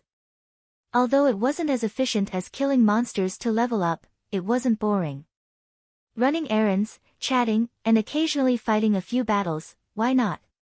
But for Gu Fei, killing monsters was using kung fu, and this alone was enough to make him happy. Boring? If he thought kung fu was boring, would Gu Fei have trained diligently for more than 20 years? Moreover, ever since he started playing online games, Gu Fei found that his kung fu had improved. Why? It was because of what the sword demon regarded as the ultimate skill. There were so many real combat opponents to spar with, and more importantly, he could attack the opponent's vital points without hesitation until he killed them. This was unprecedented in Gu Fei's many years of practicing kung fu. In reality, when he sparred with others, he had to emphasize not going too far. With so many worries, each move would be somewhat out of form. Gu Fei understood, but he couldn't do anything about it. Life wasn't like the pugilistic world in wuxia novels. Those days of licking blood on the edge of a knife could make up for what he lacked in this area. Now, online games had helped him fill in this gap. Although it was a fly in the ointment that his opponents couldn't counter his moves, he didn't have to worry when he attacked. When he got close to the spawn point, Gu Fei bent down, loosened his muscles, drew his sword, and rushed forward. Relaxed, it really was a lot easier. Gu Fei knew that this was all because of Eddie's emblem. How could his strength not increase by leaps and bounds with the addition of 30 attribute points? The monsters surrounding Gu Fei were cut down by Gu Fei at an even faster speed. He already felt that this spawn point didn't seem to be able to completely satisfy his needs. Perhaps it was time to explore more advanced areas. At that moment, not far from Gu Fei, there was a pair of eyes watching him. Hongchen Yixiao. After Gu Fei left, he secretly followed behind. His goal was to see Gu Fei's strength. So fast. All agility points. Hongchen Yixiao said in his heart. Compared to people like Sword Demon who had a lot of experience in online games, as a high-level game producer, he clearly had an incomparable advantage. Sword Demon could see that Gu Fei had added agility, but Hengchen Yixiao could even see exactly how many agility points Gu Fei had added. The difference wouldn't be more than 5 points. Strength too, but this should be the effect of Eddie's emblem. Attack power. Hengchen Yixiao silently calculated Gu Fei's equipment, the attack power realized by his character points, as well as the NPC's defense and HP. He sucked in a breath of cold air. Every move is the highest attack power. This is too crazy. Even if we designed NPCs, we wouldn't dare to make the data so stable. This guy. The muscles on Hengchen Yixiao's face twitched a few times. He saw a fact. For Gu Fei, he was equivalent to a character who already had a full set of skills. This was his kung fu. In the game's words, this skill of his was quite high at the beginning.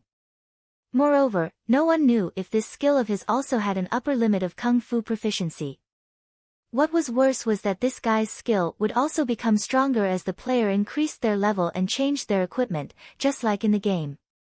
Shouldn't we restrict such a character a little? With this question in mind, Hengchen Yixiao ended his peeping, returned to the safe zone in the city, and went offline. As for Gu Fei, he just casually glanced at Hengchen Yixiao's departing figure. Chapter 27. Yi Xiaowu didn't stay idle even after he went offline. He was still thinking about Gu Fei's problem in his head. After pondering for a while, he suddenly got up and dashed out of his office, heading straight for the operations department of the game company. The game company of the parallel world was a combination of development and operations. Yi Xiaowu was actually part of the development department, and the operations department was really responsible for the daily operation and maintenance of the game. In the operations department, there was a group responsible for inspecting the operation of various data in the game. Once abnormalities were found, they would track and investigate to see if it was a balanced state within the game's settings. To put it bluntly, it was to see if anyone was using cheats. As the saying goes, the devil rises 10 feet. No matter how advanced the game technology was, even if it was a holographic simulation like the parallel world, it was still hard to avoid cheats. Eliminating cheats was still a top priority for online games. The advantages definitely outweighed the disadvantages. Although the parallel world had high-end technology that ordinary individuals or small groups couldn't reach, they still didn't dare to be careless in this aspect. The door of the monitoring group's office was almost knocked open by Yi Xiaowu. Several guys who were working in the office jumped in fright. After seeing who it was, they breathed a sigh of relief. So it's Chairman Yi. Chairman Yi, did you find a bug again and want to catch it? As a core member of the development department, Yi Xiaowu often found bugs in the game's design and ran to the monitoring group to verify the data. The two of them had more interactions. Generally speaking, it was Yi Xiaowu who found the problem, and the people from the monitoring group would verify it. Therefore, everyone jokingly called him Chairman Yi. The game account name is Qianli Drunk. Monitor the data of this account, Yi Xiaowu said. This. After the people from the monitoring group looked at each other, one of them said vaguely, it's against the rules. According to common sense, it was already beyond the jurisdiction of Yi Xiaowu's development department to have access to the data of the players in the game. This player is a little strange. Yi Xiaowu said. These words immediately alerted the others. This was within the scope of their authority. They immediately put down what they were doing, and all the major data monitoring systems began to focus on Gu Fei, who was still killing monsters and leveling up in the game. Someone on the side muttered, I haven't noticed anything unusual yet. Frankly speaking, if there really was a problematic account, it would be a serious dereliction of duty for them to need Yi Xiaowu's reminder to discover it. At this moment, the few of them were feeling very uneasy. Yi Xiaowu had no time to care about their feelings. At this time, he was already staring at the screen. He wanted to make a final confirmation of Gu Fei's data. In the end, all the surveillance systems showed that his deduction in the game was not wrong at all. Of course, the other staff members were also staring at the screen. After looking at each other for a while, they exchanged glances and finally heaved a sigh of relief. The surveillance results clearly showed that this account definitely did not use any add-ons. But Yi Xiaowu's eyes were still fixed on a screen. The others looked at each other and followed his gaze. After looking for a while, a surprised expression appeared on their faces. "Who is this person?" someone asked. Yi Xiaowu did not say anything.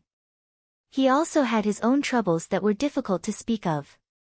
Just as the boss said, the game staff were forbidden from participating in the company's games. Although he was now turning a blind eye to this, he absolutely could not let this matter out. The staff members took a few more careful looks. One of them seemed to be muttering to himself, "This person's attack, every time he attacks, it's the maximum damage he can achieve. Is he really not using any plugins?" Gu Fei's strong performance had already made these professional game staff doubt their own judgment. But after checking all the surveillance systems again, the conclusion was still the same: there was no plugins. "Oh my god, is he still human?" "Boss Yi, how did you find him?" someone exclaimed. "I heard it from someone." Yi Xiaowu gave a perfunctory reply and immediately changed the topic. "There's no problem with this account, right?" "No." Everyone answered firmly. "Then his performance is not against the rules, right?" "Of course not." One of them said with a smile, "Precise attack direction and strength will produce the maximum damage. This is the concept that Boss Yi designed. Now that someone has realized it, don't you feel gratified, Boss Yi?" "Gratified, very gratified." Yi Xiaowu nodded. "From a traditional point of view, this guy is the top operating expert in our parallel world," someone said. Yi Xiaowu smiled and waved his hand. "All right, it's fine as long as the account is fine. You guys go back to work, I'm leaving." On the way back to his office, Yi Xiaowu was still thinking about this question: is this Qinli drunk a game breaker? Gu Fei, who was suspected to be the game breaker, was playing kung fu to his heart's content in the leveling area when he suddenly received a message from Fireball, who strongly invited him back for a drink. Fireball could be considered as the first friend that Gu Fei had made in the game. Although they did not usually level together, they often ran into each other. They had not contacted each other for the past few days. Gu Fei immediately packed up and set foot on the road back to the city. Gu Fei's load was relatively low, but Gu Fei's efficiency in killing monsters was astonishing. Every time he finished leveling up, he would obtain a surprising amount of loot. Because of this, Gu Fei had to make a sack specifically to carry these miscellaneous items. Different from putting it in a pocket, you could actually feel the weight of this pile of items in your hand. At the same time, it was not protected by any system. At this moment, Gu Fei was walking with difficulty on the road with such a sack on his back. Although from today onwards, Gu Fei had the help of the coat of arms and gained some strength, it was also because of the coat of arms that Gu Fei's efficiency in killing monsters increased, and he obtained more loot than usual. As his strength increased, the things he had to carry also became heavier. As a result, Gu Fei's steps were still as strained as before. When passing by a leveling area, Gu Fei's steps seemed to be even heavier. He struggled to move another 2 steps, then dropped the sack on the ground. He leaned against a tree, panting heavily, and prepared to rest for a few minutes. The players who were killing monsters in the leveling area all noticed this strange person and strange thing. The players' eyes suddenly lit up, and they suddenly scrambled to be the first to run over. "Do you need help? Let me help you." A few people rushed in front of Gu Fei, fighting to be the first to shout. "No need, actually you're too polite, let me help you." A player had already rushed up and grabbed Gu Fei's sack. He threw it over his shoulder in an extremely heroic manner, his eyes deep into the distance. "Speak. Where are you going?" "Cloud City." Gu Fei replied, but let's go. This person did not say anything else, already walking forward with large strides. The other players all showed a look of jealousy, and quite a bit of reluctance. But I'm not an NPC, I'm also a player. Gu Fei finished his sentence in a daze, but it was a pity that the person in front of him could not hear the latter half of his sentence. The few people around him heard it clearly, and after being stunned for a moment, they suddenly winked at the person who was striding forward, each of them covering their mouths to hide their laughter, afraid that they would startle him.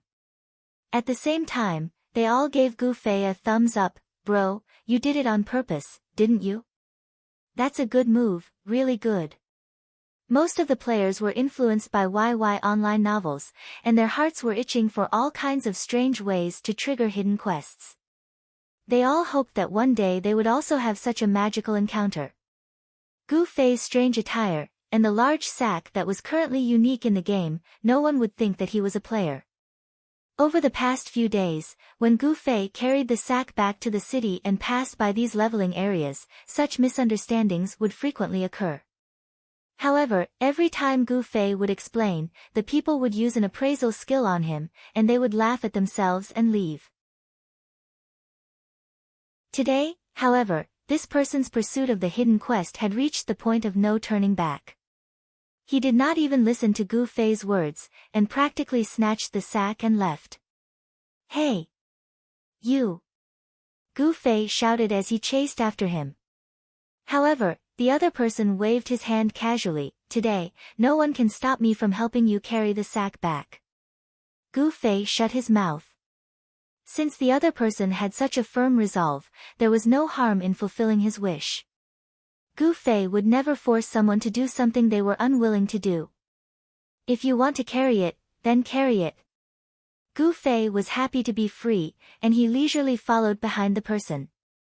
This person was wearing heavy armor, and the sack on his shoulder seemed to be light. It was obvious that he was a strong warrior, but in terms of figure, he was a little too skinny. Of course, in the game, being fat or skinny did not represent strength or weakness. To think that Gu Fei's good body, which he had trained for more than 20 years, was as weak as a piece of paper in the game. It was a few minutes' journey from here to Cloud City, and along the way, the other person's back was straight as a ramrod. Gu Fei could not help but feel sad again. I didn't become a grandmaster of combat, it would have been better if I had been a warrior. This mage's body was really too weak. Finally, the two of them returned to the city. The person shrugged his shoulder and put down the sack, and looked at Gu Fei with deep affection. Thank you. Gu Fei patted the other person's shoulder, and lowered his body to carry the sack, and continued to walk forward shakily. The other person was stunned, but quickly reacted, and hurriedly caught up with him, and enthusiastically said, "Where else do you want to take it? I can help you." "No need, isn't the warehouse just in front?" Gu Fei said. Warehouse. The person was stunned again.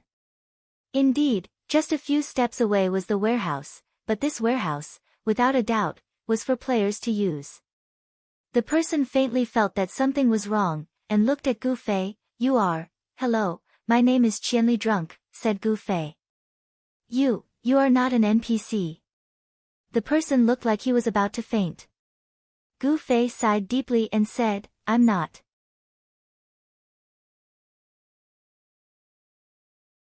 Chapter 28. Fuck. Who the hell are you? The other person roared at Gu Fei. Didn't I say I'm Qianli Drunk? Gu Fei replied, but then he suddenly realized something. The person's voice was raised when he roared just now, and his voice was clearly sharper. Gu Fei carefully looked at the face that he didn't have a chance to observe, and suddenly froze. You're a woman. Although the person was wearing a heavy helmet, the appearance under the helmet was clearly that of a girl. Although she was gnashing her teeth, it still couldn't hide her delicate face. Hearing Gu Fei's words, the girl suddenly stuffed her hand into her pocket. When she pulled it out with a whoosh, a dragon-headed axe appeared in front of Gu Fei with the sound of the wind. What was even more frightening was that the girl was only holding the axe with one hand, and her other hand was like a tiger waiting to pounce, as if it could reach out and grab Gu Fei's neck at any time, lift him into the air, and use the axe to chop him into pieces. What, do you have a problem with that? The girl's voice lowered again, throwing away the sharpness and returning to a deep and slightly magnetic voice. No problem. Gu Fei blinked. He couldn't deny that the girl's aura was quite strong. Then what do you mean? The girl's axe was hanging above Gu Fei's head. What I mean is, thank you very much. Thank you for helping me carry the sack back. To be honest, it was very difficult for me to carry it. Gu Fei said. The girl was clearly a bit stunned. I'll give this sack to you. Gu Fei threw the sack at the girl's feet. Who wants your things? The girl said. I still have things to do, I'll be leaving first. Gu Fei waved his hand and turned to leave. Hey, you. The girl had only shouted 2 words, but Gu Fei had already disappeared around the corner of the street. The speed of a level 30 agility mage was not to be underestimated. She lowered her head and reminisced for half a minute. She could not help but pick up the sack that Gu Fei had left on the ground. Driven by curiosity, she couldn't help but open the sack. I will only look, I will never take anything from him, the girl said to herself, and after looking, she was even more sure of her conviction. What? What? What are these? The girl murmured these words over and over as she rummaged in the sack. Although there were many things in Gu Fei's sack, to be honest, the amount of gold in it was very little. Of course, Gu Fei had already thrown anything that looked valuable into his doraemon's pocket. He wasn't an idiot. The girl spent a few minutes rummaging through the sack, only to discover that countless NPC monsters would drop random items, but no one knew what they were of great use. For example, half a brick, a handful of gravel, a glass ball, a rotten wooden stick. Anything that was deemed worthless by the players could be found in Gu Fei's sack. In the end, the girl came to a conclusion: she must have been fooled. Perhaps the comical scene of her rummaging through the sack had been secretly taken by someone, and in 2 days, it would become a laughing stock on the forum. Thinking of this, the girl slammed the giant axe in her hand onto the ground. Gravel flew everywhere. The most violent warrior used the most violent weapon. This pure physical attack was definitely not fake. 1,000 miles drunk, is it? Don't let me see you again, the girl thought hatefully. What a pity for my sack. Achoo! Gu Fei, who was already outside the bar, was reminiscing about his self-made sack for the last time when he suddenly sneezed. After calming down, Gu Fei rubbed his nose and raised his hand to push open the wooden door of the bar. Other than Little Ray's bar, there was more than one bar in the system in Cloud City. Because the city was too big, for the convenience of the players and for the convenience of the players, the system opened many bars in every corner of Cloud City. The bar that Gu Fei was going to was relatively popular. Because this bar was close to the city gate, it was currently the place where the most players trained. Therefore, this bar became the first choice for everyone to rest. From morning to night, it was bustling 24 hours a day. As soon as Gu Fei entered the bar, Fireball, who had already taken a seat, immediately stood up and shouted, brother drunk, over here." "Hi. You." Gu Fei greeted. Fireball was depressed. He called him brother affectionately, but the other party called him that. No wonder the players around him looked at him with disdain. They clearly thought of him as the kind of person who pestered experts to get close to them. But there was nothing he could do about it. He could only blame his name. If Gu Fei was called Fireball, he would still be the target of ridicule. Whenever it was caught in a dilemma like this, Fireball would want to die. "Sit. What are you standing for?" Gu Fei, who had already taken a seat, patted the table and gestured to Fireball, who was still standing in front of it. "How have you been? Have you found a guild to join?" Gu Fei understood Fireball's awkwardness, so he helped to divert Fireball's attention. As expected, Fireball immediately sat down and answered, "No, but I found a guild and am trying to sneak in." "Is that so?" Gu Fei picked up the wine glass on the table. Red wine, which cost 50 copper a glass, was the cheapest wine in the game and also the most popular. In this place, the players only held a wine glass for the sake of the atmosphere. Money needed to be spent on more important things. "What guild is it?" Gu Fei asked as he gulped down a large mouthful of water. "Rebirth Amethyst," Fireball said. "Pfft." Gu Fei spat out the wine that he had just drunk. Fortunately, the agility mage was quick enough to turn her head, so Fireball didn't get hit. "What's wrong?" Fireball was surprised by Gu Fei's strong reaction. Nothing, I just choked." Gu Fei coughed loudly, then asked casually, "What's so special about this guild?" "Brother Zue, have you never seen the forums?" Fireball asked. "I haven't seen it recently," Gu Fei replied.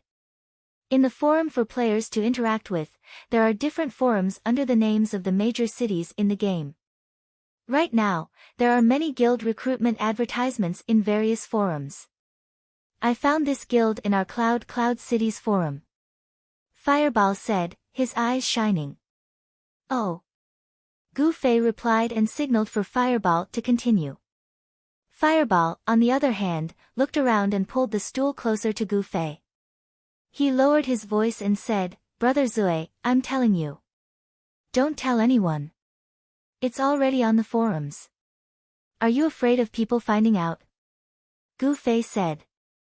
No. Fireball said anxiously, "That post has been around for a long time. I dug it out from deep, and it was created not long after the game started." "What guild do you think it is?" "What guild?" Gu Fei asked as he pulled up Amethyst's guild panel and glanced at it. "It's a beautiful guild." Fireball's tone was extremely agitated. He mispronounced 5 out of 6 words, and didn't utter the 6th one due to lack of breath. Gu Fei didn't think much of it. He had already interacted with a few girls from Amethyst. As for beautiful girls, it depended on how one defined a beautiful girl. If Shi Xiaotian was the standard, then none of the girls he had met so far could be considered beautiful. If they were considered beautiful just because they were slightly attractive, then July, the one named Fiercely, and the one he couldn't name would be considered 3. If they dared to claim that they were a guild of beautiful women just because of that, then in an MMORPG like the Parallel World, where there were real people, some of the girls would appear to be dishonest, immodest, or overly fantastical. "So, Brother Zue, are you interested?" Fireball asked. Gu Fei smiled bitterly. How was he going to tell Fireball? "Let me read out their guild requirements for you," Fireball said as he took out a small notebook from his pocket and cleared his throat. "First, be independent and not overly dependent." "What do you think? I fit the bill, don't I?" Fireball was so excited that it mispronounced again. Gu Fei nodded. Indeed, there was a monster farming expert like him, but Fireball had never followed him to gain experience. It was very independent and not dependent. Gu Fei's affirmation made Fireball's heart flutter. It couldn't wait to continue reading, but Gu Fei stopped it with his hand. "I believe you can fulfill all the normal requirements, but there's one." "What is it?" "Didn't they mention that they only accept female players?" Gu Fei said. "Brother Zue, how did you know?" Fireball was stunned. "They're a beautiful girl guild. It's obvious that they only accept female players." Gu Fei said. "I don't think so." Fireball scratched its head as it analyzed the situation logically. "I think her request is just a cover. First, attract beautiful girls, then use them to attract other players. It's just a way to strengthen the guild.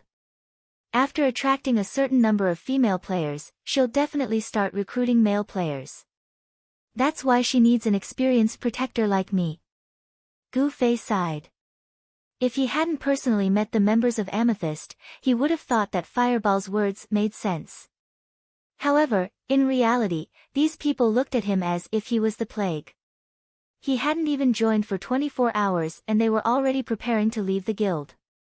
How was this a guild that needed male players? As he was thinking about how to explain to Fireball, he suddenly heard someone call out, "Drunk Qianli, you're here too." Gu Fei turned his head and saw one of the members of Amethyst. If he lowered his standards, she could be considered a beauty. She was the girl July called Luo Luo. "Oh, hello." Gu Fei stood up and greeted her.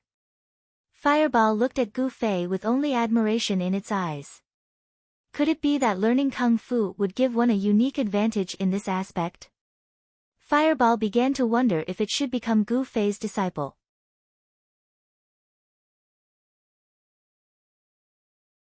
Chapter 29.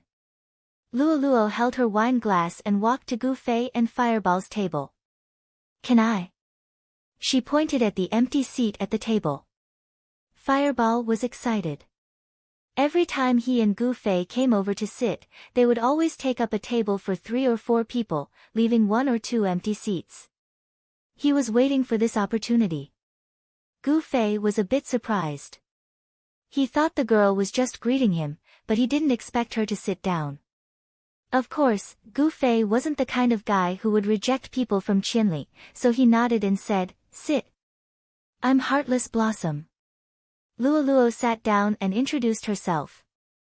"Good name," Gu Fei said. "Is that the only compliment you know how to give others?" Luo Luo smiled at Gu Fei. Gu Fei looked embarrassed. He remembered that he had said the same thing before, and he was almost punched into the wall by the bad-tempered girl named Fiercely. "What's your name?" Luo Luo asked Fireball generously. Fireball stuttered for a long time, and finally covered his face and cried. "What's wrong with him?" Luo Luo didn't understand. Gu Fei held back his laughter. He didn't say his name, but instead wrote it on the table with his finger dipped in wine. "Oh, Fireball." Luo Luo also smiled. Fireball was nervous as usual, but Luo Luo smiled again. "Don't worry, I'm not a mage." Fireball heaved a sigh of relief and immediately became lively again. He poured out his grievances to Luo Luo, telling her how much trouble his name had caused her. In short, it was the kind of lingering shadow that was branded on her soul. To get rid of it, she needed a strong emotional impact, such as a relationship with a girl. It seemed that Fireball was in no mood to discuss the guild issue with him. Gu Fei smiled and stood up. "You guys talk, I'll be leaving first." Go on, go on." Fireball felt that Gu Fei really had a good eye. "Wait." Luo Luo also stood up. The Fireball felt as if it had fallen into an ice cellar. Gu Fei looked back at her. "I have something for you," Luo Luo said. "What?" Luo Luo took out a small badge from her pocket. It was round and had a white background. The pattern on it was exactly the same as the one on the signboard outside Gate B17 on Charlotte Street. It was also emitting a pale purple light. "This is Guild Badge. Everyone in the guild has one," Luo Luo said. "Ah. Brother Zui, you've joined a guild?" "What guild? Why haven't I heard you mention it before?" Before Gu Fei could say anything, the Fireball was already burning fiercely. "Ah. This is actually a misunderstanding. I won't be able to stay in this guild for long," Gu Fei said. "Not necessarily." Luo Luo laughed. "Little Seven doesn't dislike you. Maybe she'll try to convince the other girls to accept a male player in the guild." "Girls? Male player?" Fireball muttered to himself and suddenly asked, "What guild are you guys from?" "The Reborn Amethyst that you were talking about," Gu Fei confessed to Fireball with a pained heart. Fireball suddenly stood up and looked at Luo Luo and Gu Fei. He suddenly said loudly, "Sister Luo, if you don't mind one, then you won't mind two. I'm Brother Zui's follower." I'm like his shadow. Wherever he goes, I have to follow him. No one can separate us brothers. Gu Fei felt awkward. He really wanted to tell everyone that he didn't know this person. Luo Luo, on the other hand, was calm.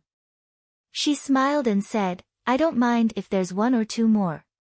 Fireball was overjoyed. Unfortunately, I don't have the final say. Luo Luo added. Fireball cried bitterly. Gu Fei, on the other hand, looked at the badge that Luo Luo pushed in front of him. He paused and said, you don't have to go through the trouble. I'll leave when you guys find the 20th person. I see. It's up to you. Luo Luo took back the badge. Fireball looked at Gu Fei in shock. He suddenly said excitedly, Brother Zui, you don't have to do this. Since you already have the chance, go ahead and do it. You don't have to care about my feelings. You guys talk, I'm leaving. Gu Fei ignored Fireball and turned to leave.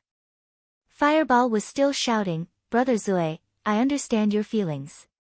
From this moment on, I've made up my mind. You're my brother, forever my brother. The crowd looked at him like he was an idiot. Gu Fei finally couldn't take it anymore. He suddenly turned around and raised his right hand. He shouted, shut up. Rapid fireball. Fire. Ah.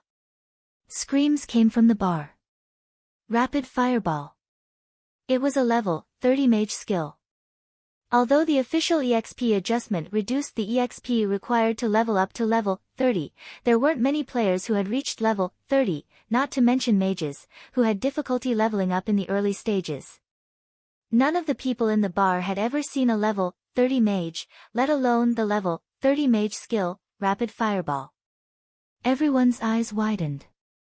In this realistic game, having high attack speed or high defense was not as cool as having a mage release a spell after chanting.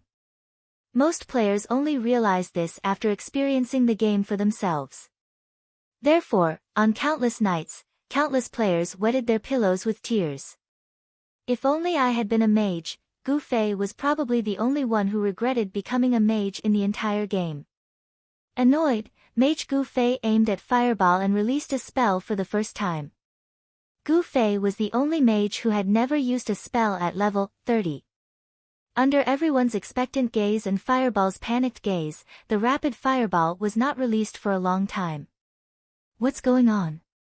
Gu Fei shook his finger in confusion. Spells could be cast with bare hands. Magic staffs could only increase the damage of spells by a bit. Incantations? That's not wrong. Tisk. The players who were holding their breaths snorted. They all thought that this guy wasn't even level 30 and was just casually shouting to scare people. Just as everyone was about to let down their guard, a fire dragon suddenly burst out from Gu Fei's fingers. Even Gu Fei himself was startled by the sight of it. Damn, such a long chanting time. Some of the quick-witted players had already figured out what was going on. Immediately after, the fire dragon circled around and instantly turned into a string of fireballs, smashing toward Fireball's head. Ah! Amid everyone's exclamations, Fireball was shrouded in flames.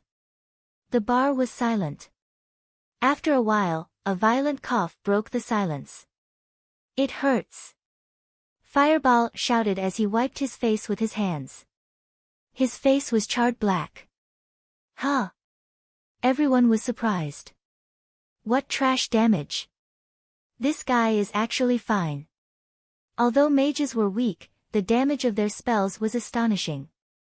With such a level 30 skill, Rapid Fireball, unless it was a character with high HP or high magic defense equipment, it should have been enough to instantly kill them. Fireball was undoubtedly a mage. He wasn't like Gu Fei who wore a deceptive outfit, so he couldn't have high HP. This idiot has high magic defense equipment.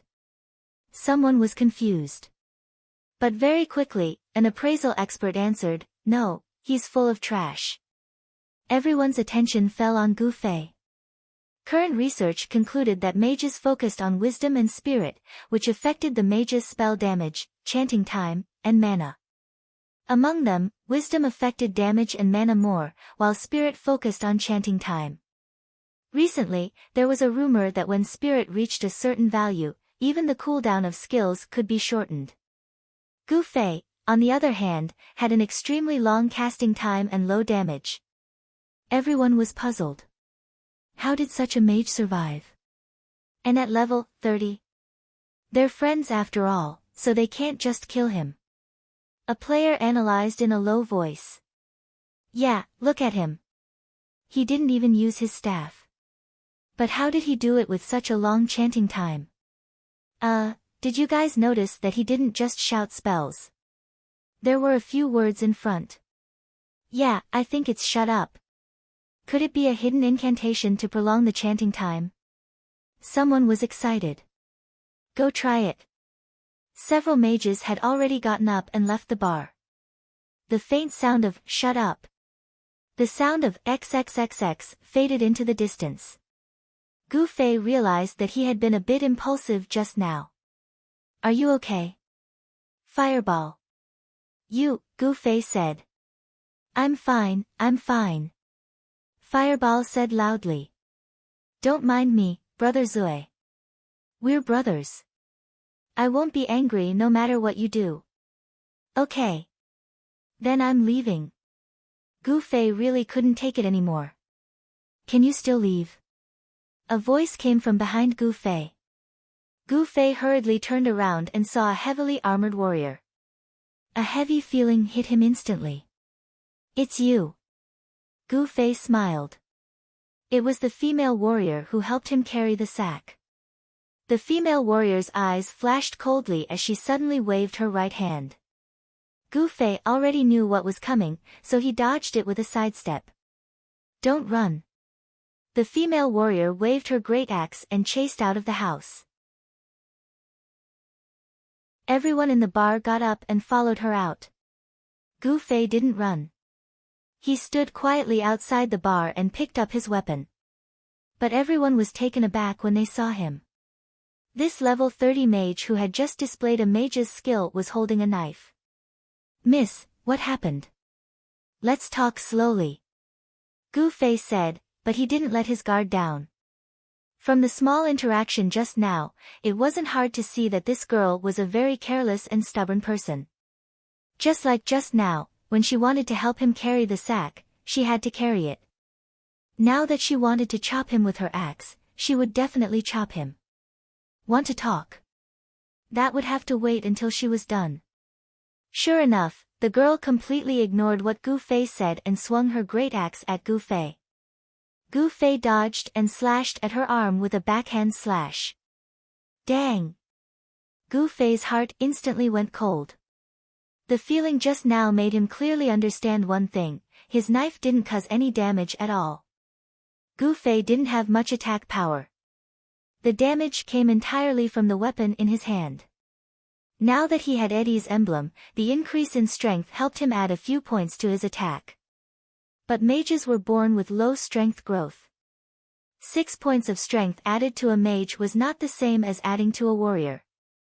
Right now, 6 points of strength and the maximum damage of the weapon were still under the defense of this female warrior. This heavy warrior actually couldn't do any damage to him.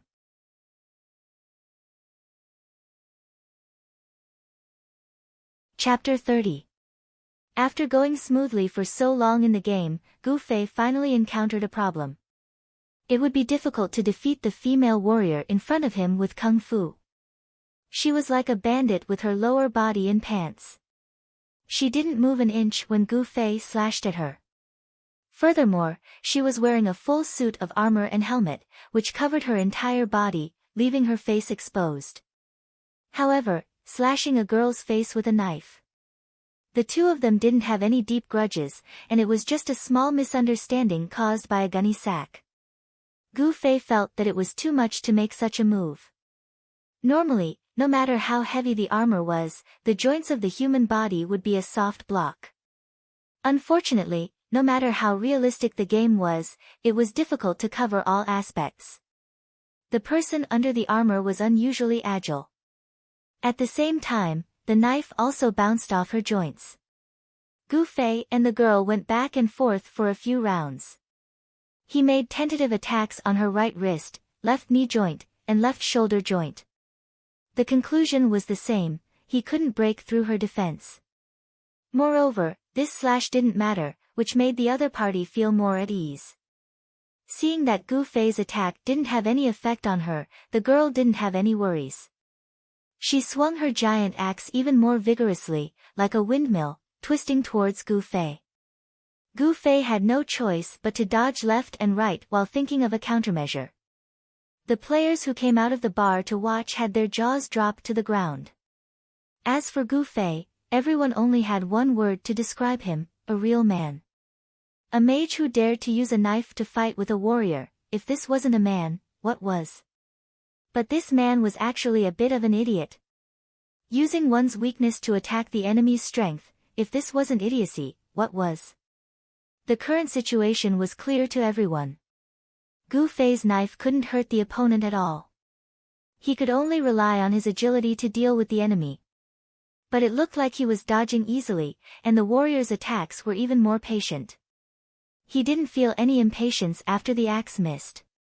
Gu Fei did not give up. As he dodged, he continued to attack the joints. In the end, he even tried 5 or 6 knuckles, but it was useless. Looks like it's a competition of patience. Gu Fei made up his mind. He wanted to see who would be the first to lose patience and not be able to do anything to the other party. The answer came out very quickly. The first ones who could not take it anymore were the audience.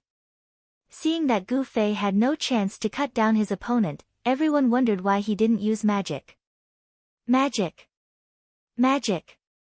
Under the leadership of a busybody, everyone began to shout.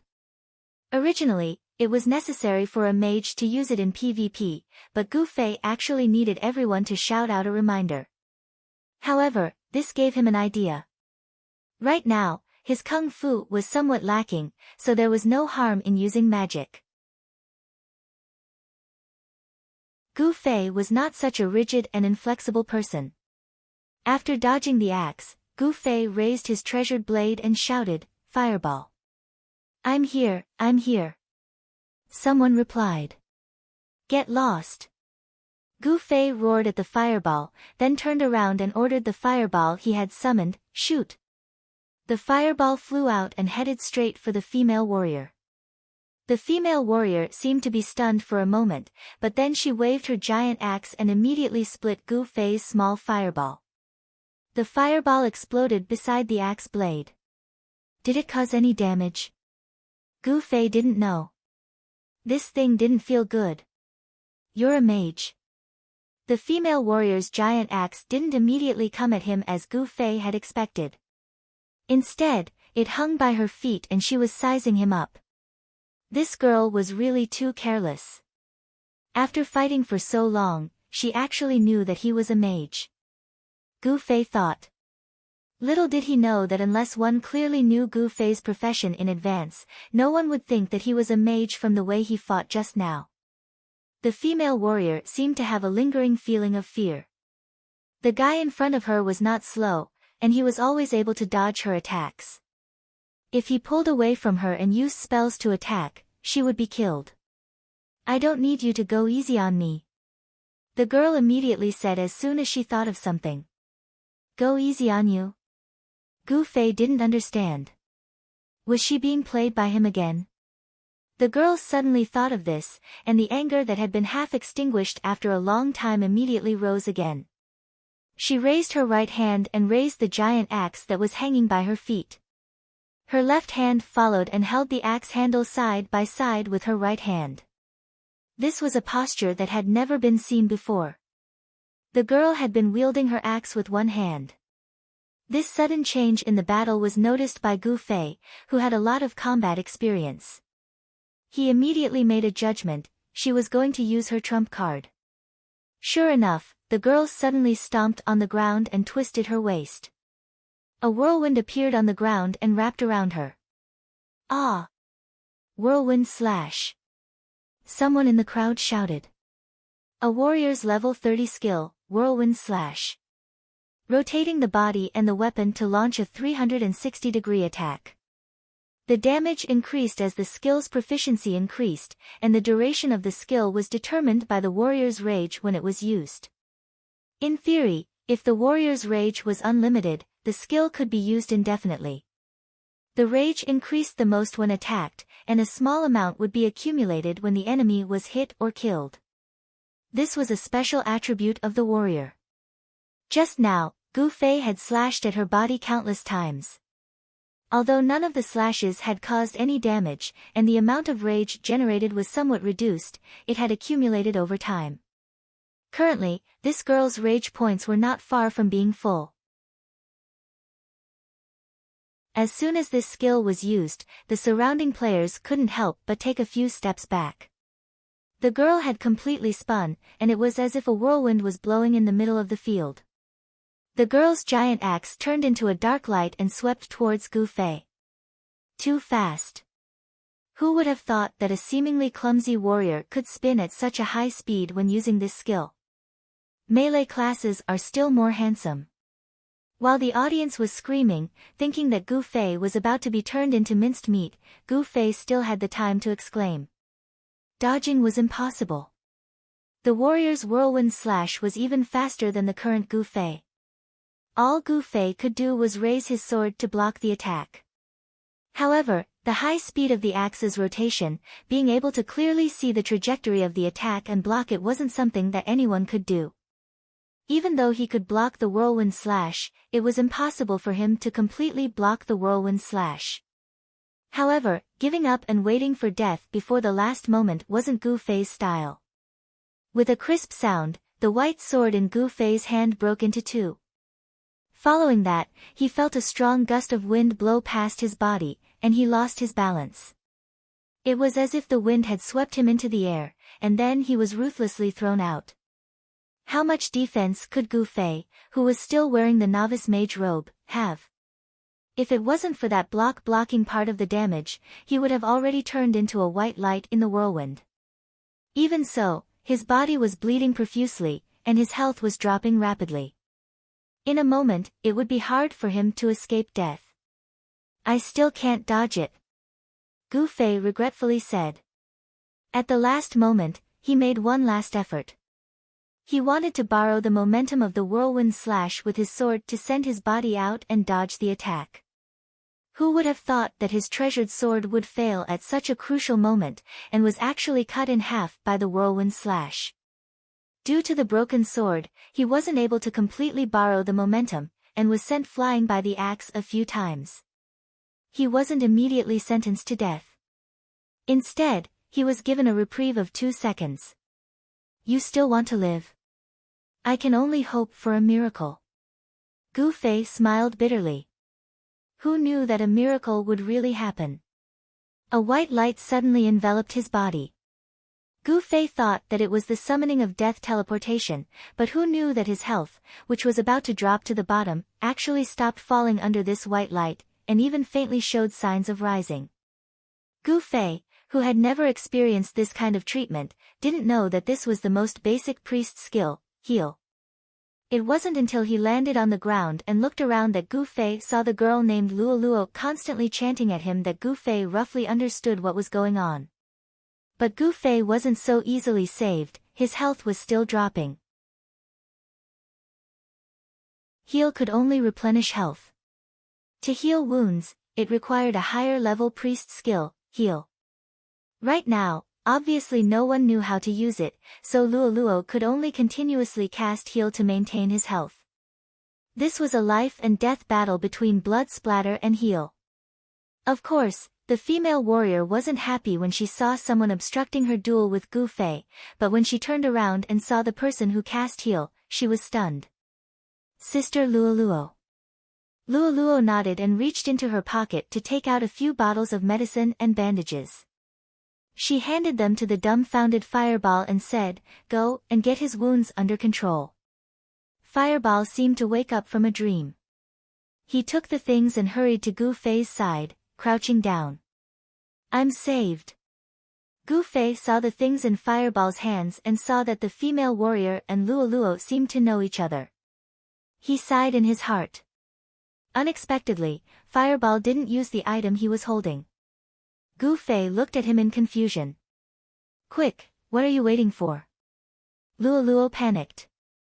She was frantically casting heal to restore Gu Fei's plummeting health. It was clear that Gu Fei's wounds weren't light. At this rate, her mana would be depleted soon, and it would be too late to use medicine. But Fireball whispered to Gu Fei mysteriously, Brother Zui, do you want to stop the bleeding with acupuncture?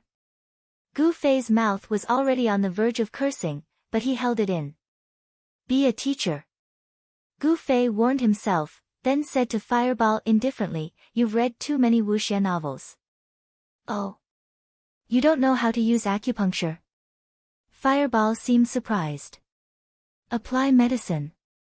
Gu Fei finally couldn't help but roar. He was so emotional that his health shot up by 2 liters, causing Luo to panic. Let me do it. The girl who injured Gu Fei walked over. What do you want? Fireball righteously stood in front of Gu Fei. Damn you, apply medicine for me. Gu Fei's voice was getting weaker.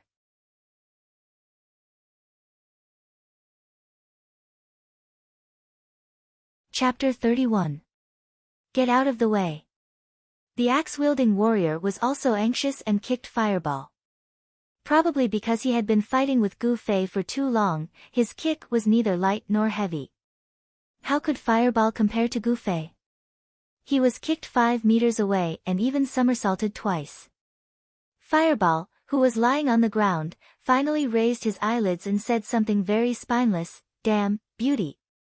The girl bent down. Her armor was still rattling, but she did not say a word.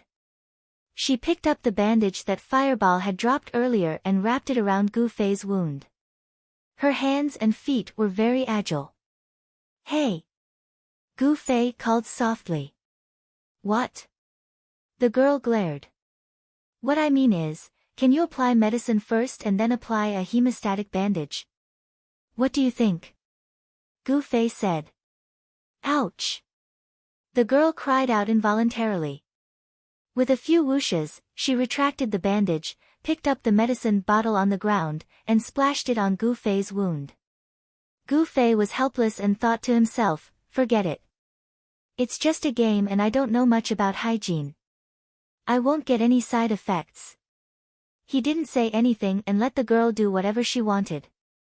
After the medicine and bandage were applied, the bleeding stopped and his health stopped dropping. After Luo cast a few healing spells, Gu Fei stood up again.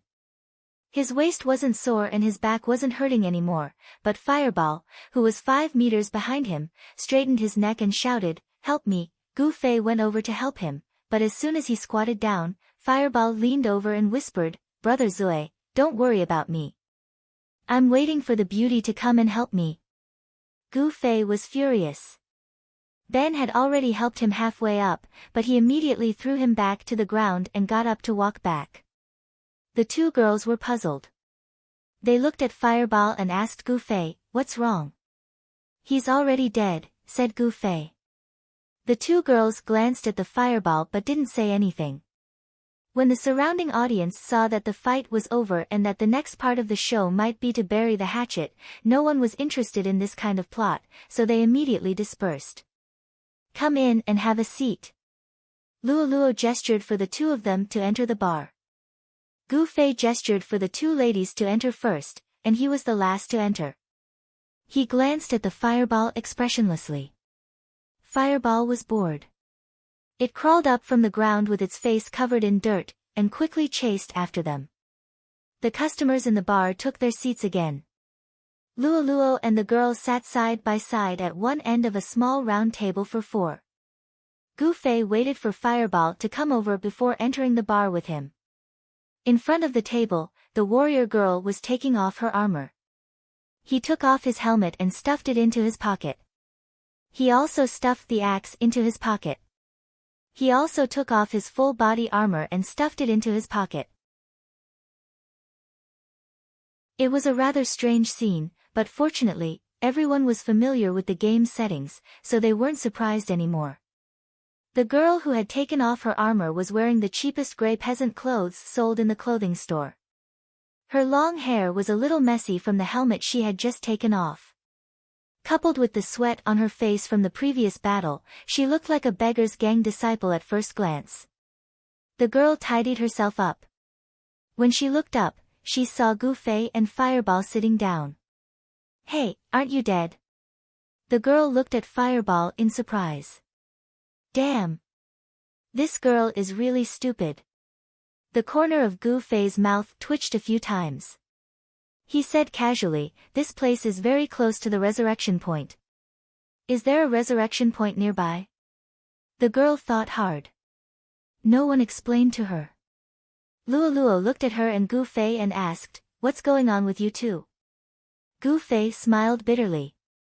Fireball burst into laughter when he said that. Luo was worthy of being the model of a virtuous lady. She resolutely held high the flag of not showing her teeth when smiling, not wavering. However, right now, her lips were completely out of control. She could only stretch out a hand to cover her mouth, tilting her head to the side and laughing hoarsely. "Hey, is it funny?" The girl slammed the table. "It's nothing." Gu Fei said seriously, "I pass by there every day. I don't know how many times this misunderstanding has happened." "Yeah, just now, I wasn't the only one running over there." "What are you guys laughing at?" The girl said angrily. I'm not laughing," Luo said as she lowered her hand from her mouth and maintained a smile. Only Fireball was the weakest. He tried hard to hold back his laughter. His whole body was shaking, and he almost flipped the table over. Seeing that Gu Fei didn't show any expression of ridicule, the girl's last bit of complaint towards the instigator finally disappeared. She said to Gu Fei, "I'm June Rain. What about you?" "Qianli is drunk." Gu Fei said. "What about you?" June Rain looked at Fireball again.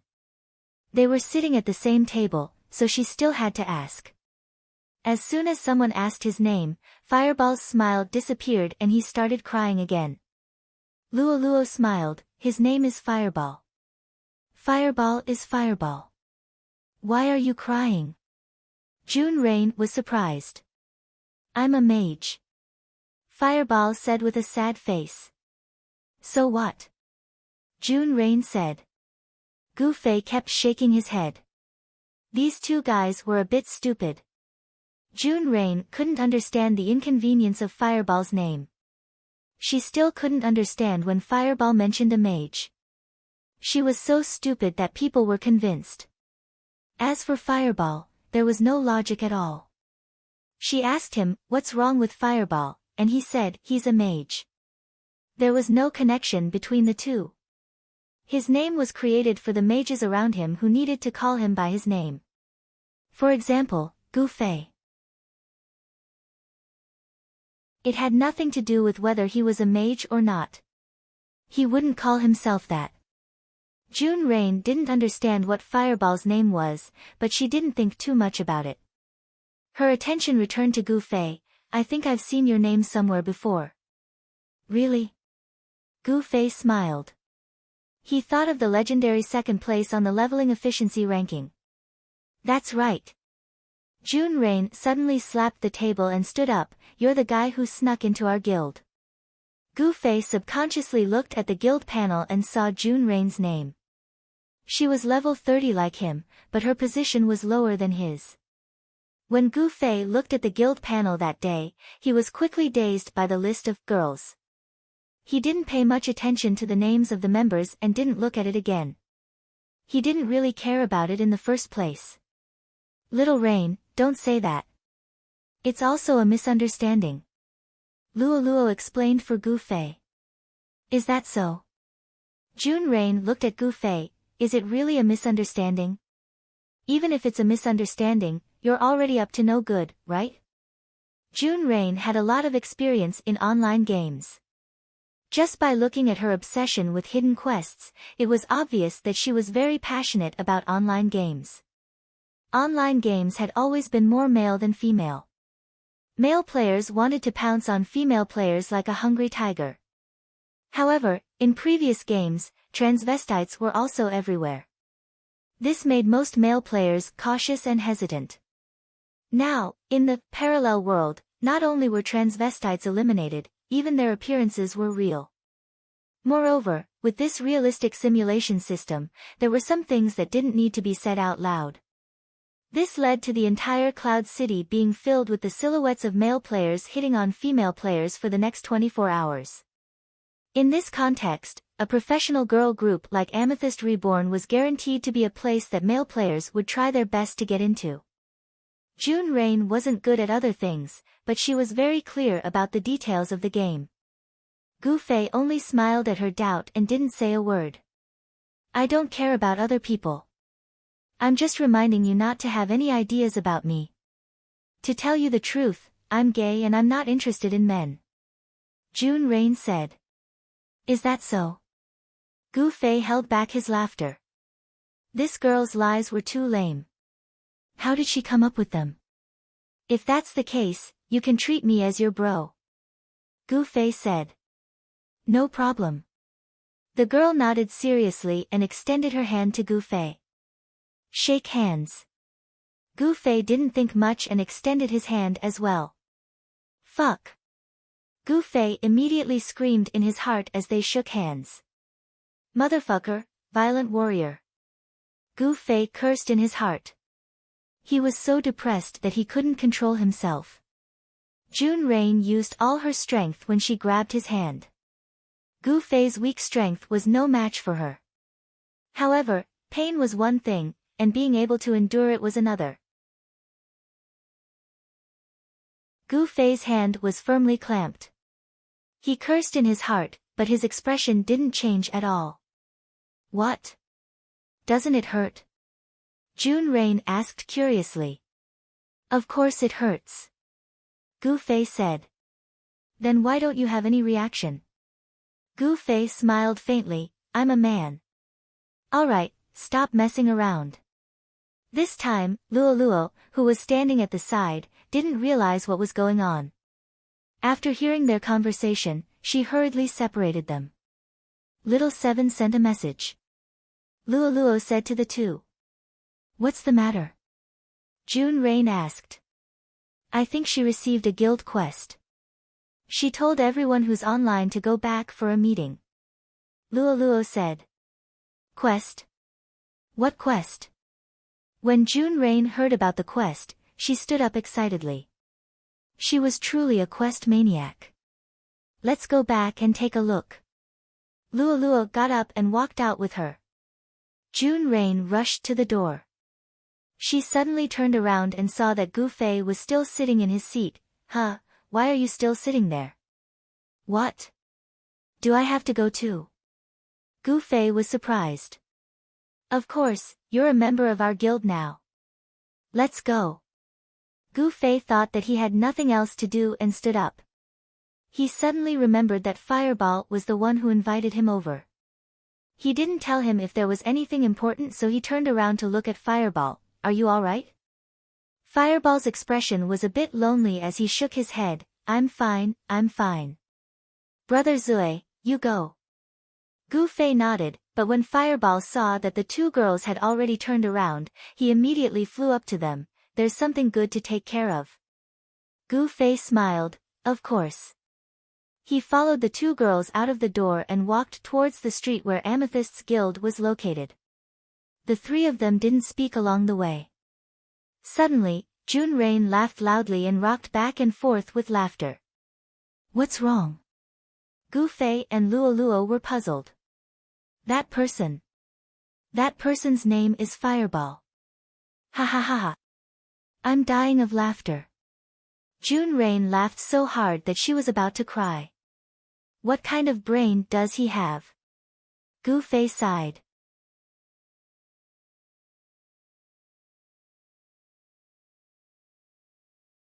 Chapter 32. When the three of them pushed open the door to Amethyst's office and walked in, everyone in the room looked at them in surprise. It was nothing more than a question. How did these three guys get together? There were no barriers between the girls, and Luoluo and June Rain quickly joined the crowd and greeted everyone with smiles. Gu Fei, on the other hand, clearly felt that he was an independent existence here. Only July came up to him and greeted him. "You're here." Gu Fei nodded. There was a very important reason why he came with Luoluo and June Rain. After Luoluo said Shaoqi sent a message, he also received a message from July. If not for this message, Gu Fei wouldn't have come to ask for trouble no matter how much June Rain threatened him. A room full of girls was quite a sight. Gu Fei reckoned that unless he accidentally entered a women's bathhouse, he would never have the chance to be alone in a room with so many girls again. Frankly speaking, this situation was quite awkward. Gu Fei even regretted coming here. He slipped to a seat by the window and sat down, looking out the window absent-mindedly. On the other side, July looked at the people in the circle and clapped her hands. Everyone online is here. It's not easy to gather so many people at once. Shaoqi, what quest did you get? A voice asked excitedly. Gu Fei didn't need to look to know that it was June Rain. Now that he knew she was a girl, her voice sounded quite feminine. Why couldn't he tell that it was a girl's voice when he didn't notice it before? It's not too difficult a quest. Fortunately, it's our guild's first time, July replied. The quests in the parallel world weren't divided by levels like in other online games, nor did they have a clear indication of the difficulty. Once a quest was received, it would be known how difficult it was and whether it could be completed or not. This was something that the players had to explore themselves. Fortunately, this was the information age. Every time a mission was explored, someone would always upload the research results to the online forum. Therefore, the current trend was that every time they received an unfamiliar mission, they would first go to the mission section of the forum to collect relevant information, then come back to deal with it. After July received the guild quest, she went to the internet to look up the information. Many of the newly established 20-man guilds had the ability to complete the quest, so July believed that the reborn amethyst would have no problem completing it. Although June Rain was a quest maniac, she only knew about solo quests. She hadn't paid much attention to group quests like guild quests. After hearing the name of the quest from July, she continued to ask questions. Mission: take back the treasure chest that was stolen. It was a very cliched quest plot. Basically, the treasure chest was lost, and now that it had been discovered, they had to go and snatch it back. July took out a map that she had prepared and placed it on the table. She began to explain to everyone, "I've looked it up on the internet. The treasure chest could be in one of these 7 places." July pointed at the 7 locations that she had marked on the map. "These 7 places are quite far away from each other," Luoluo said. July nodded. The internet suggested that we split up into groups to find the exact location of the treasure chest, then work together as a group. I'm thinking the same thing. If they complete the quest, the team with the least number of people will be able to clear it with 6 people. Now July turned in a circle to confirm the number of people. We have 14 people now. I believe it won't be too much of a problem. Gu Fei didn't gather around to look at the map. He just sat there and listened to July. When he heard that 6 people would be able to clear it, he was about to blurt out, "Then I'll go." But July continued, 14 people. We'll split into groups of 2, and we'll find 7 places. The girls nodded, and Gu Fei swallowed his words. Next, let's split into groups. After July finished speaking, everyone's eyes unconsciously fell on Gu Fei. Frankly speaking, the female players didn't have any negative feelings towards male players. It was just that they were determined to form a female guild. If a male suddenly squeezed in, it would be somewhat of an eyesore. At least at this moment, for them, Gu Fei was still a stranger. They were about to split into groups. No one would be willing to be in a group with a stranger. This was also human nature. How could July not understand everyone's thoughts? But this small matter really wasn't worth dragging, so she simply pointed at Gu Fei and said, Qianli, who do you want to be in a group with? When Gu Fei heard that he was going to be split into groups, he thought that he would be kicked around like a ball. He was just wondering who would be so unlucky as to be in a group with him, but he didn't expect that July would take care of him and actually give him the chance to choose one out of 13. Gu Fei's eyes swept across the group and finally stopped on June Rain. He smiled and said, I'll be in a group with Little Rain. What? Why do you want to be in a group with me? June Rain yelled. We're brothers. Gu Fei said with a smile. June Rain was momentarily speechless. The other girls all had blank looks on their faces. Only Luo Luo laughed lightly and went into the group of girls to whisper into their ears. For a moment, there was a lot of laughter. All right then, you two will be in a group. Go to this place. July pointed at a random place on the map. Gu Fei had already opened the door, so June Rain could only helplessly leave with Gu Fei. The other people were neatly divided into groups. In the blink of an eye, 6 groups of people also left the guild, each heading towards their own destination. The 7 locations were distributed in 7 different directions around Cloud City. Fortunately, the quest was issued by the system. If it was made by a player, the person who accepted the quest would probably have to kill that person first. How did they do their intelligence work? He had actually found 7 different locations. Because they were doing a quest, June Rain was very energetic. After leaving the guild, she strode forward without looking back. Gu Fei was also a little hot-blooded by her heroic aura, and followed behind her in a majestic manner. Unfortunately, Gu Fei's outfit didn't make him look imposing. June Rain put on her equipment as soon as she left the shop. Her heavy armor, which revealed nothing but her face, and the great axe on her shoulder, gave off a heavy and oppressive feeling.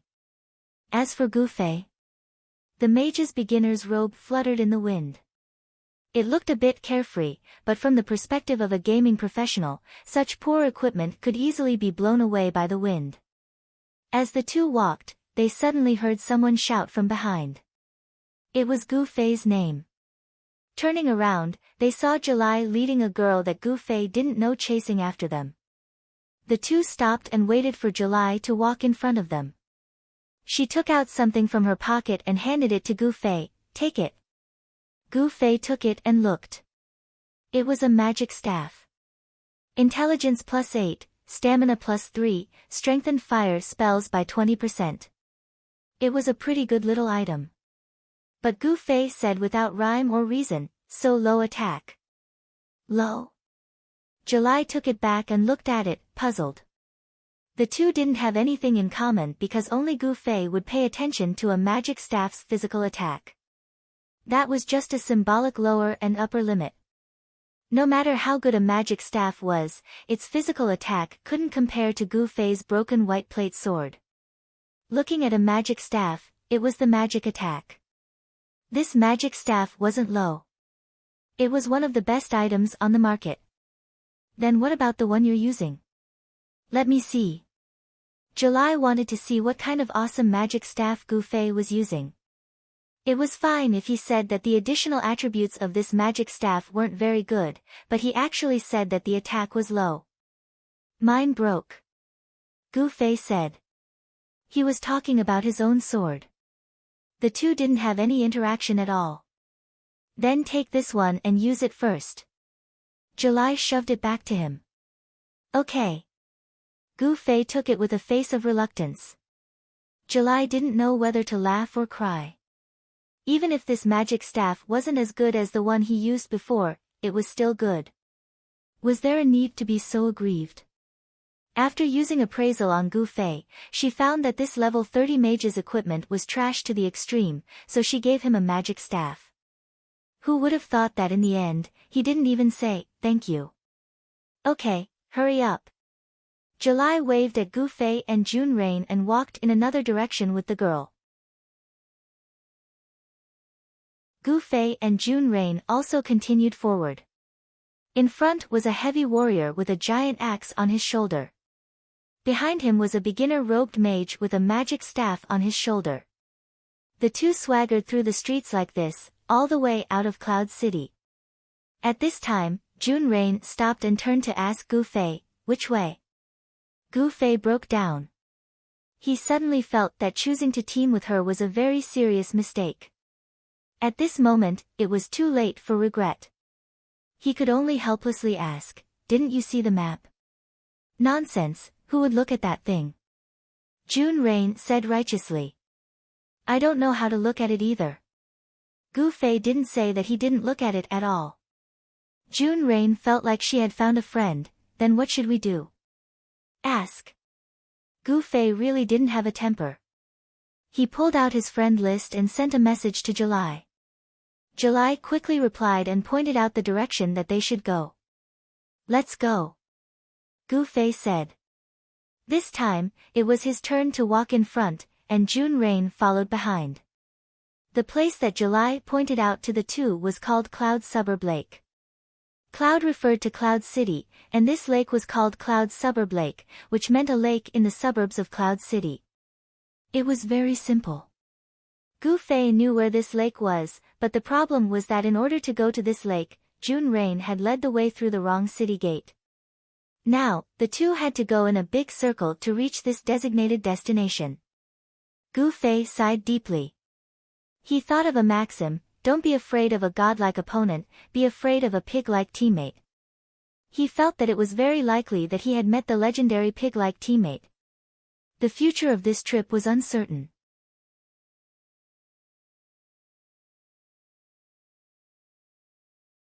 Chapter 33. The lakeside in the outskirts of the city was a beautiful view of the lake and the mountains. It was the perfect place for flirting. Although most players were stuck at level 30, the romance industry, which symbolized youth, was flourishing. The lakeside in the outskirts seemed to be thriving. If one wasn't careful while walking, it was very likely that they would step on a couple in the bushes. With June Rain's rough lines, it wasn't her style to not step on one or two.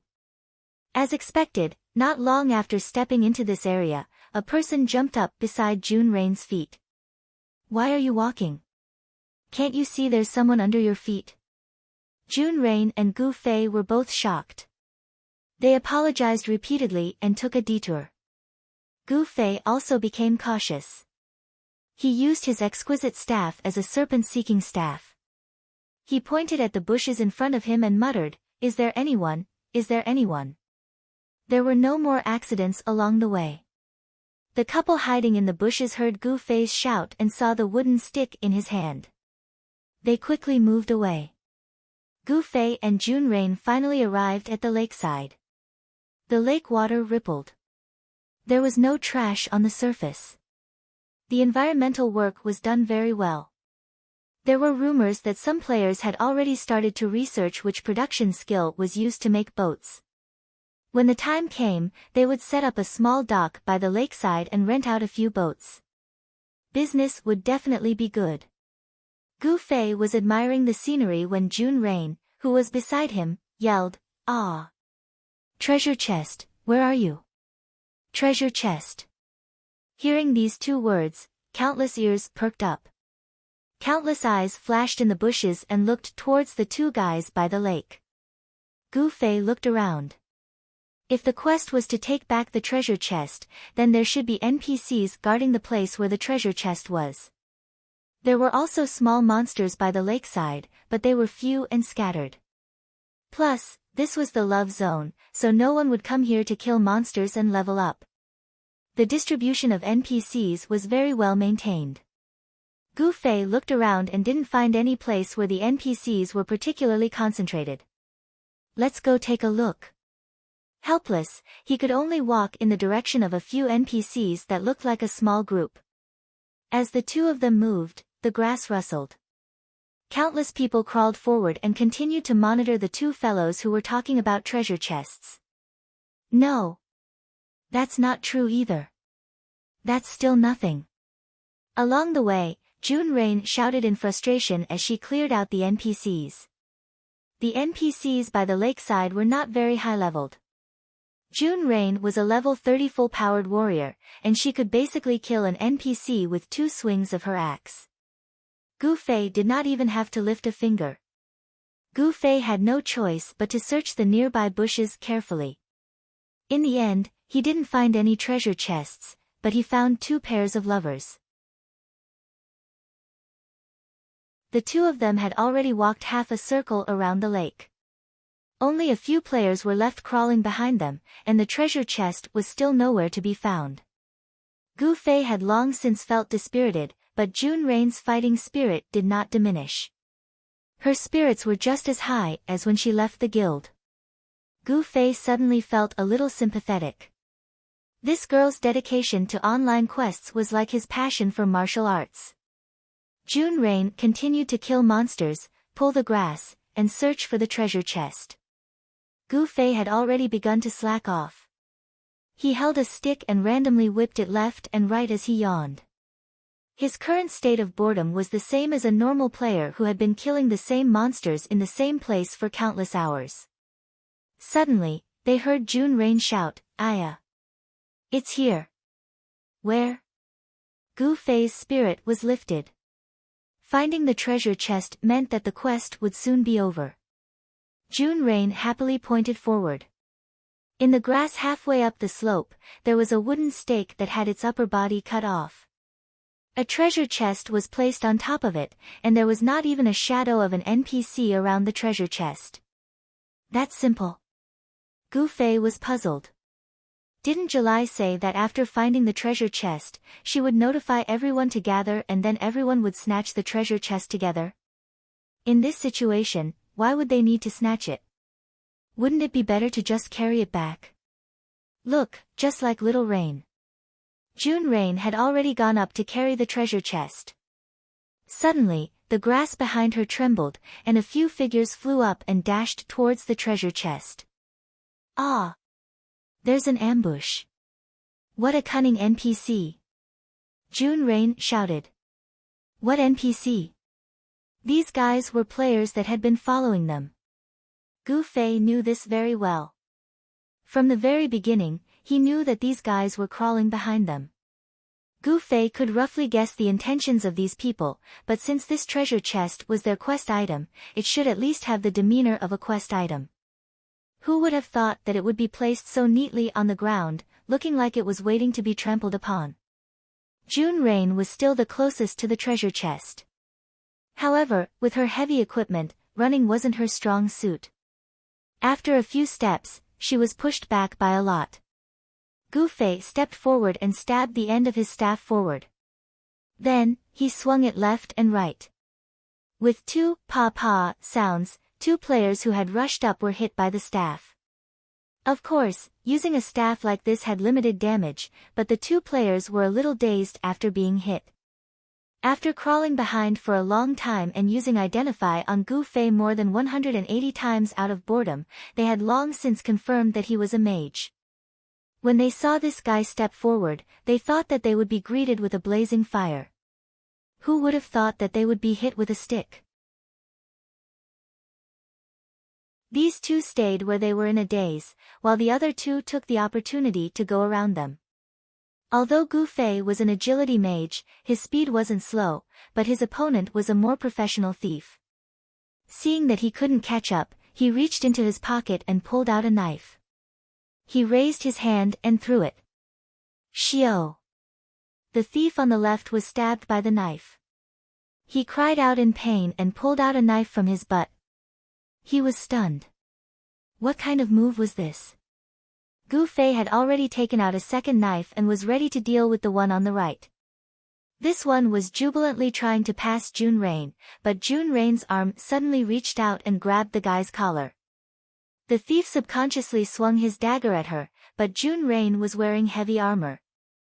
She didn't dodge or evade. She swung her arm, and with a whoosh, the thief flew into the air and finally fell into the river with a splash. Violent warriors are so scary. Gu Fei broke out in a cold sweat. The strength of this arm had already surpassed the standard of any normal human in life. He was only level 30. If he continued to level up, the consequences would be unimaginable. At this moment, the guy who had been hit by the 2 sticks reacted. Seeing that he wasn't seriously injured, he hurriedly rushed forward. Gu Fei turned back and shouted at June Rain, "I'll block them, you go get the treasure chest." He then turned back to face them. The two seemed to have seen through the fact that the staff in Gu Fei's hand wouldn't hurt them even if they hit them. They didn't dodge, but forcefully broke through the staff. Gu Fei, who had great awareness of martial arts and was prepared to deal with each move, didn't expect this kind of scoundrel fighting style. Being alone and weak, he was knocked to the ground by the momentum of the two's charge. "Aya, you idiot." June Rain saw this and actually abandoned the treasure chest, wanting to come back to help. But unexpectedly, Gu Fei, who was about to fall to the ground, suddenly straightened his waist and spun in the air. The staff in his hand swept out with a whoosh and hit the two's ankles. "Ah! Ah!" Two screams sounded. The two were swept to the ground, but the damage was still not serious. The two were about to get up, but how could they be faster than Gu Fei's professional carp jump? Gu Fei, who got up first, stepped on the two of them again, then raised his staff and hit them fiercely. "What are you two doing? Are you going around? I look down on people who don't have any skills in fighting." Although Gu Fei was weak, he was fast and had a high frequency. What's more, he had sharp eyes. Gu Fei immediately saw which joints the other were about to move and immediately swung the staff in his hand. After a few swings of the staff, the two couldn't even lift their heads. They finally learned their lesson and lay on the ground without moving. Gu Fei's staff also stopped. Looking back, the guy whose butt had been kicked by him had already been thrown away by June Rain. At this moment, she was happily running towards the treasure chest. Suddenly, Gu Fei noticed that the bushes beside the wooden stake were moving violently. He hurriedly warned, "Careful, there's someone else." "Ah!" June Rain's reaction was, of course, slow. While she was distracted, a person flew out of the bushes and pounced towards the treasure chest. Gu Fei was depressed. He might as well not have warned her. June Rain might have already gotten in front of him and could have fought with that guy. Now that he shouted, that silly girl immediately stood there in a daze. Instead, she let the other party snatch the initiative. The treasure chest was about to be taken away by the other party. Just as he was feeling annoyed, he suddenly heard an ear-piercing sound coming from afar. Whoosh! The guy who pounced towards the treasure chest flew sideways and turned into white light in the air. What's going on? Gu Fei was shocked. June Rain's reaction was unprecedentedly fast. She immediately hid behind the wooden stake and shouted at Gu Fei, "Get down, it's a sniper." Gu Fei nimbly fell to the ground and lay beside the two guys. He muttered doubtfully, "Sniper. It's a level 30 archer's skill. Although the damage isn't as good as a mage's chain fireball, a thief's backstab, or a warrior's whirlwind slash, the attack range is too terrifying. It can double the normal shooting range. You'll only receive his arrows, but you'll never see him." The guy lying beside Gu Fei explained. "Is that so? Can't find him." Gu Fei smiled.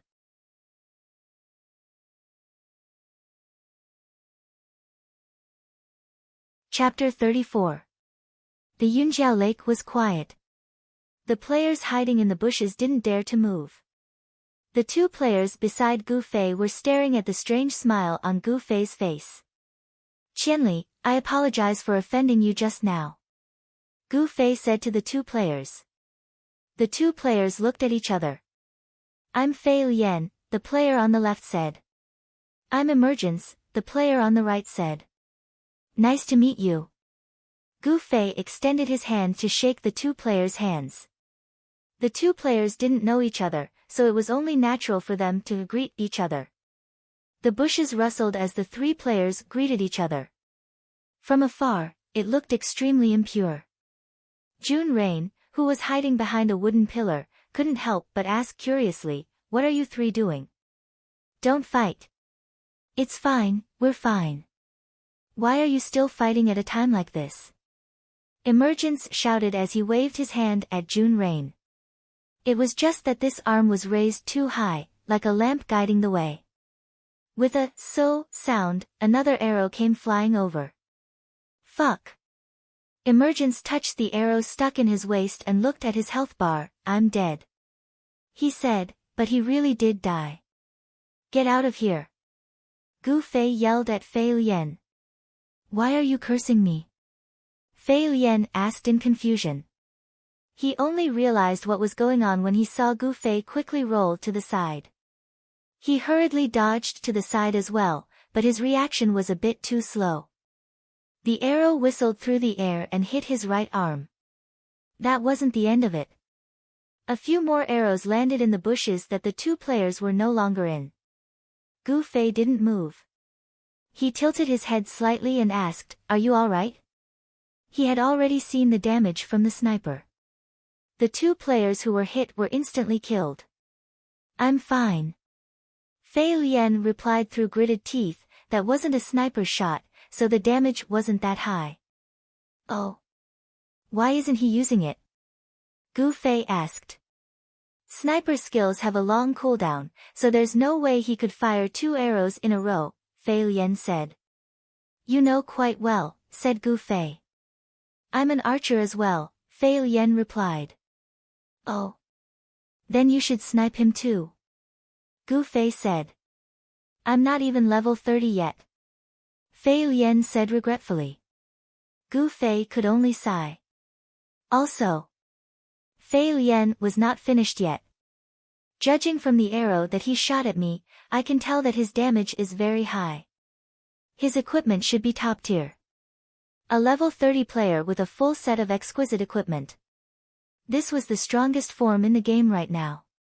It seemed that he had encountered a troublesome enemy today. Gu Fei stole a glance at the hillside in the distance.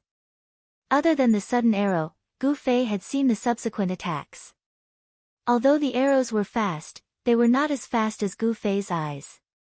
However, it was precisely because he could see clearly that Gu Fei understood that the sniper not only had a longer range, but also a faster rate of fire than a normal attack.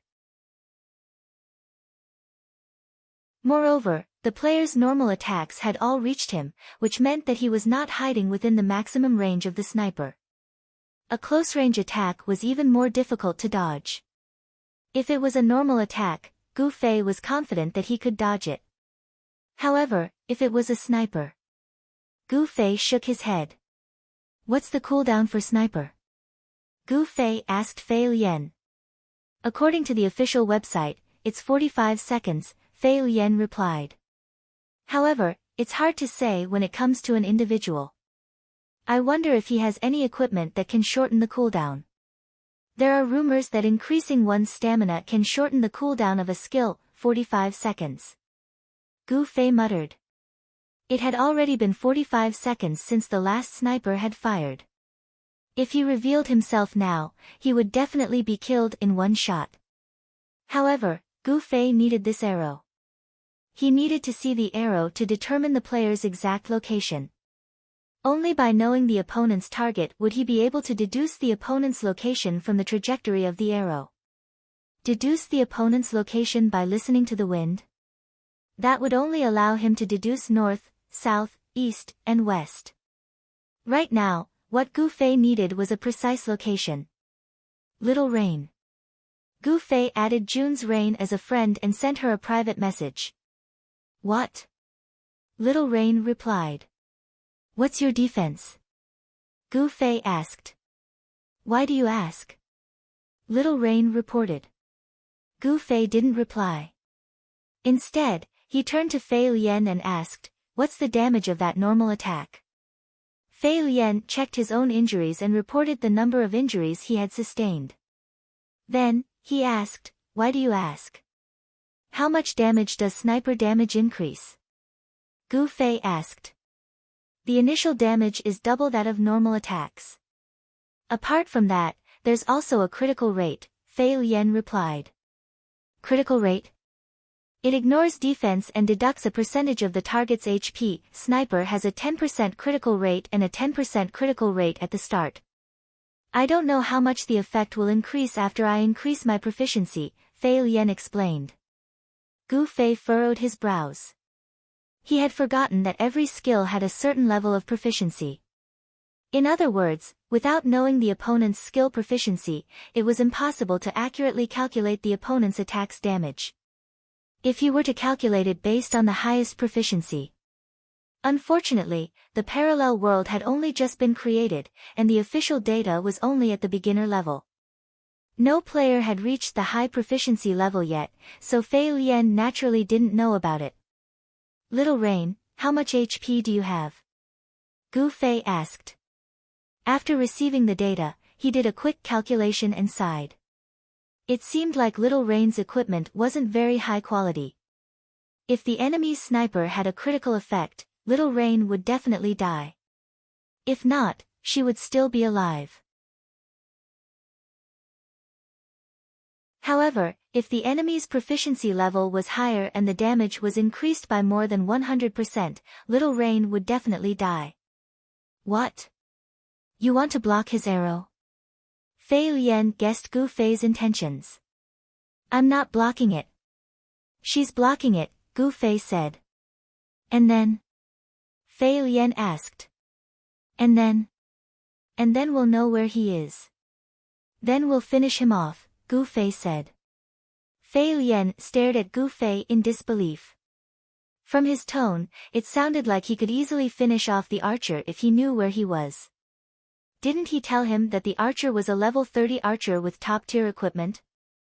Furthermore, you still have to get close to him. Your sorcerer's range is much lower than an archer's, right? If there's even the slightest movement, he'll shoot an arrow at you. Can you even dodge him? Fei Lian asked. Gu Fei smiled. When there's a slightest movement. Fei Lian was confused. Gu Fei wasn't in a hurry to explain. Little Rain was still urging him on. Why are you asking me about my defense? Why are you asking me about my HP?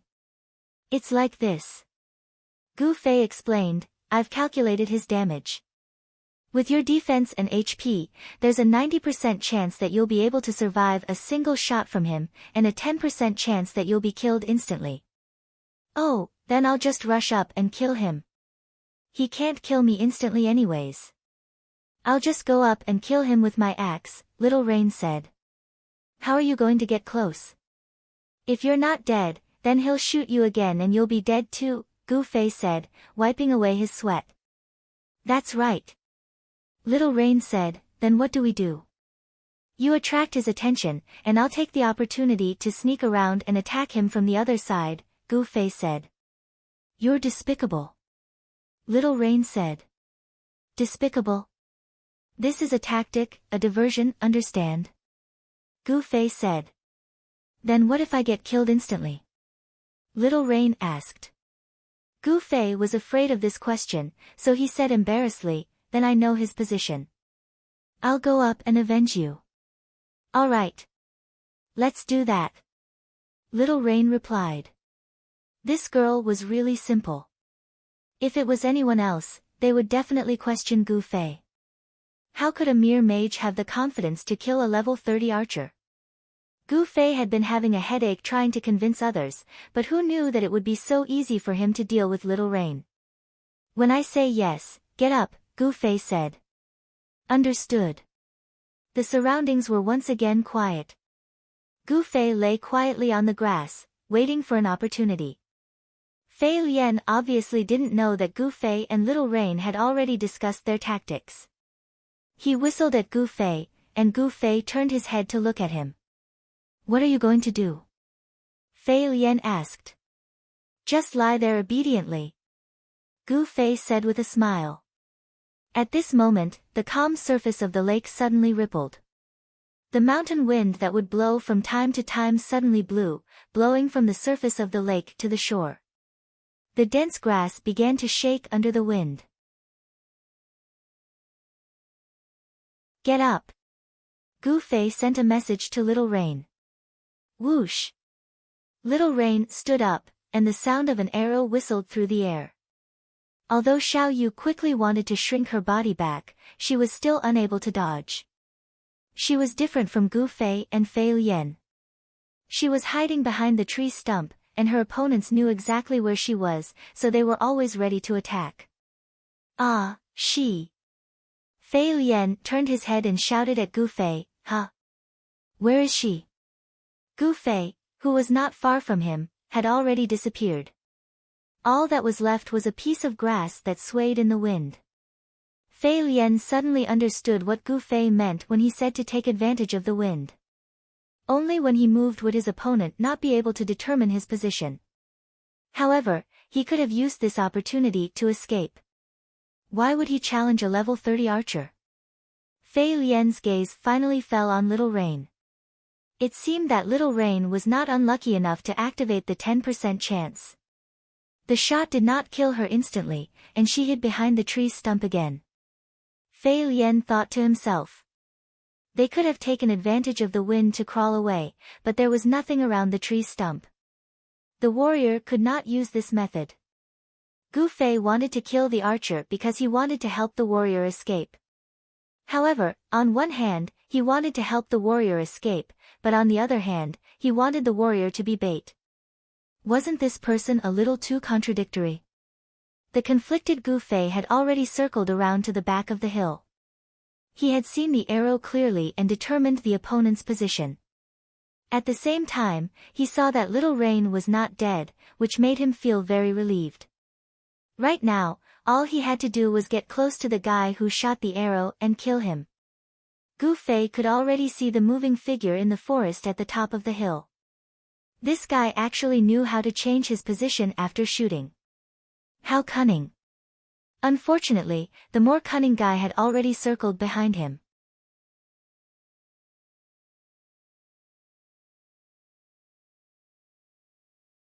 Chapter 35. The archer who did the sneak attack looked like a thief, and he was very sneaky. When everyone heard about the treasure chest, they simply followed behind Gu Fei and Jun Rain. Only this guy occupied a high vantage point and watched from afar, waiting for an opportunity to launch a sneak attack. This was not to Gu Fei's liking. To deal with such a character, Gu Fei's plan was to give him a taste of his own medicine.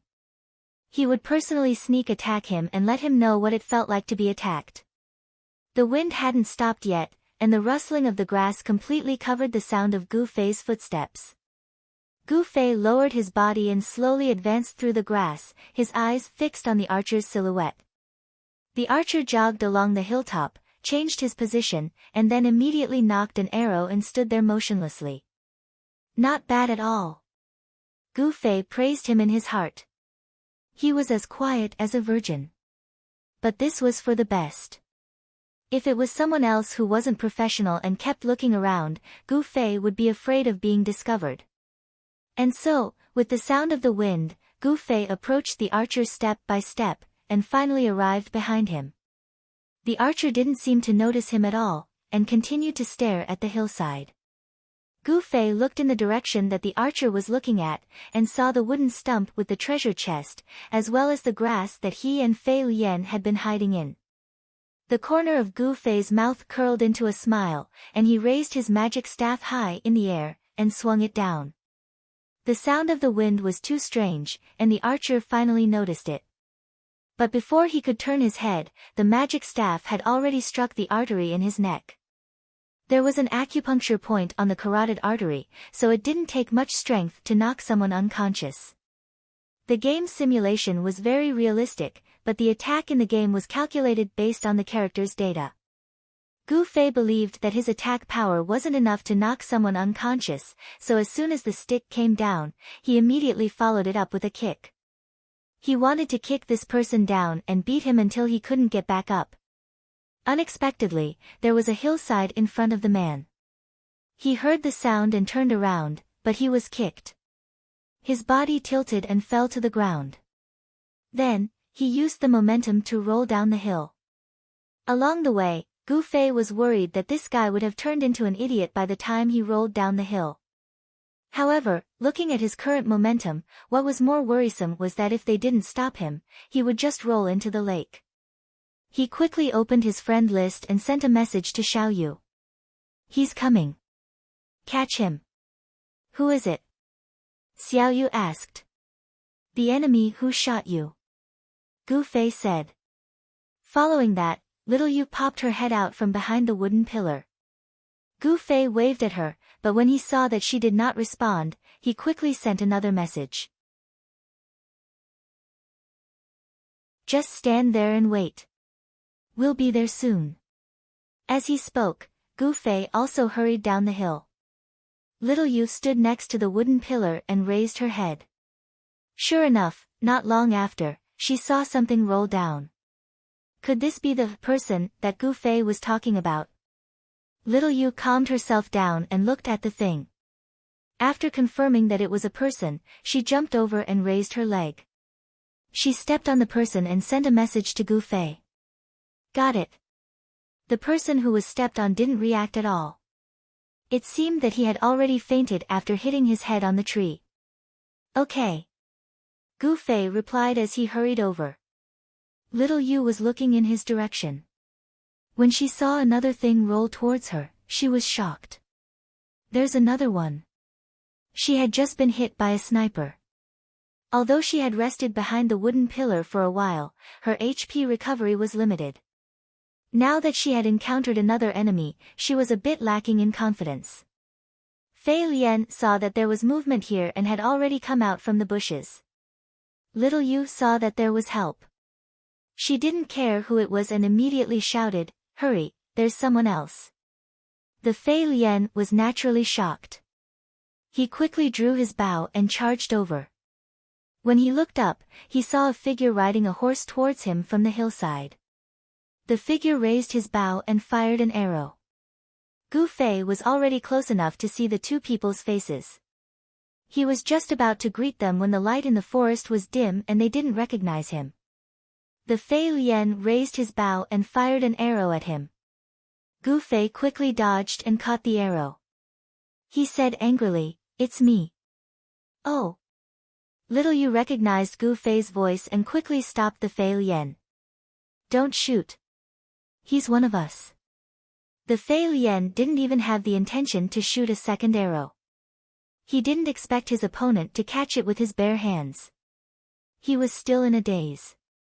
Gu Fei rushed out of the forest and returned the arrow to the Fei Lian. He smiled at them and said, "It's fine now." The Fei Lian caught it in a daze. He didn't know what to do. Little Yu didn't notice these details at all. She happily yelled, "Treasure chest, treasure chest." She then hugged the treasure chest and said, "Our quest is finally complete." Quest? The Fei Lian was confused. That's right. Our guild quest is to reclaim the treasure chest that was stolen. Little Yu raised the treasure chest high in the air. The Fei Lian's face fell. If he had known that it was a quest item, he wouldn't have tried to steal it. Then he remembered that he didn't come here with good intentions. It was only because of the sudden appearance of this archer that he ended up standing with these two people. Now that the problem has been solved, The Fei Lian couldn't help but take a step back. However, Gu Fei clearly didn't take it to heart.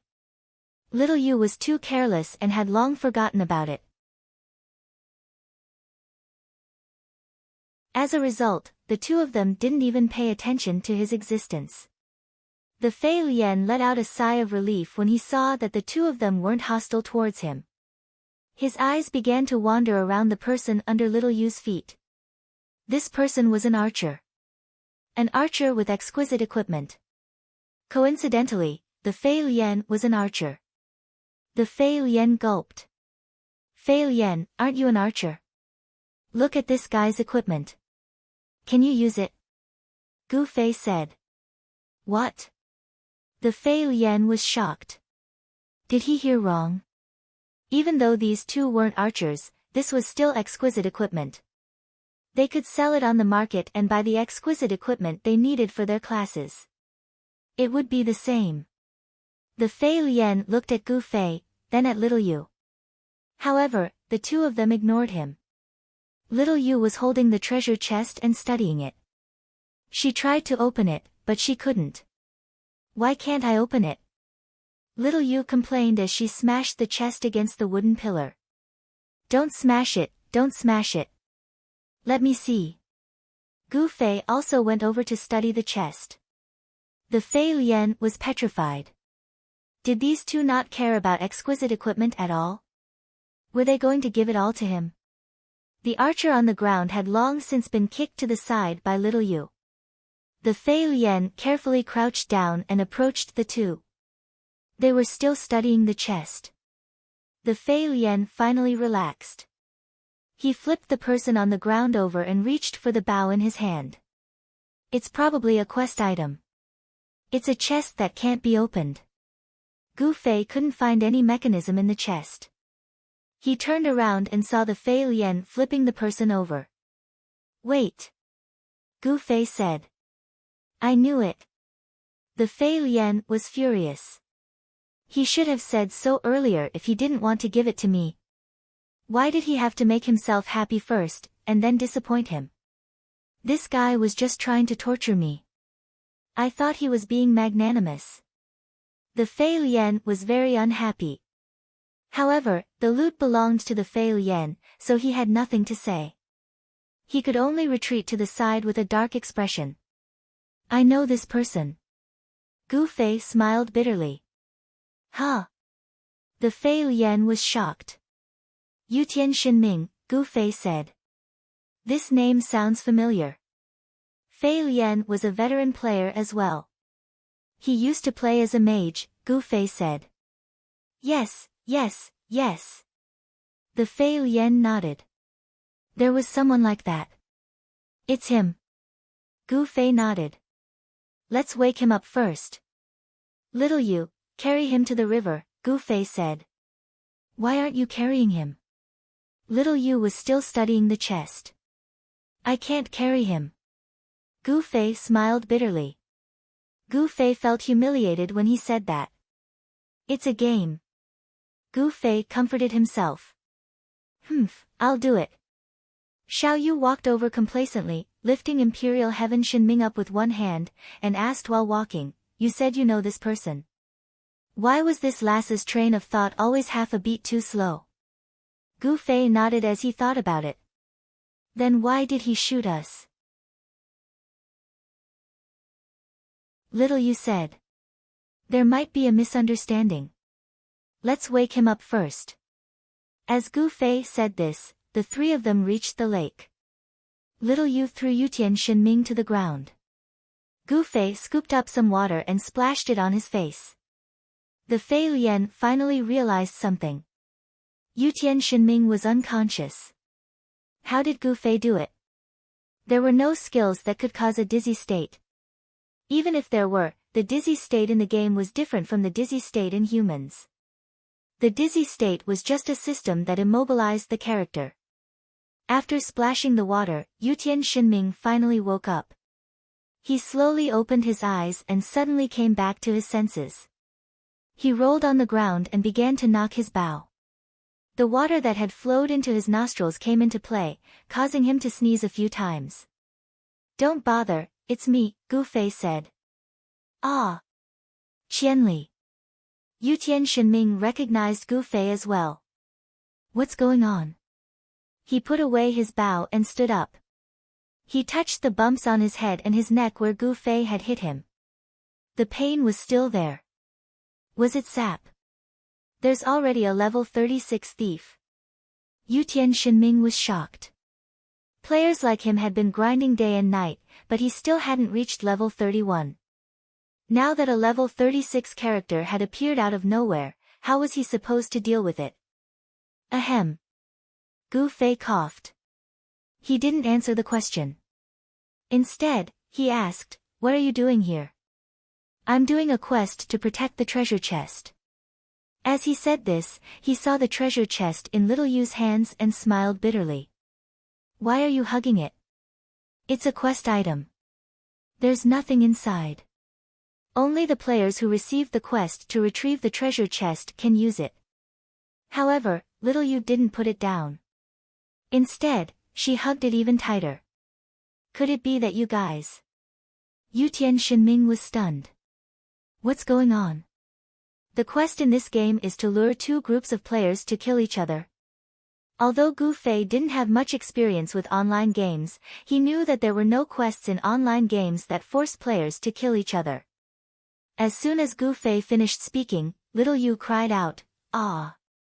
Sister July and Sister Luo are all dead."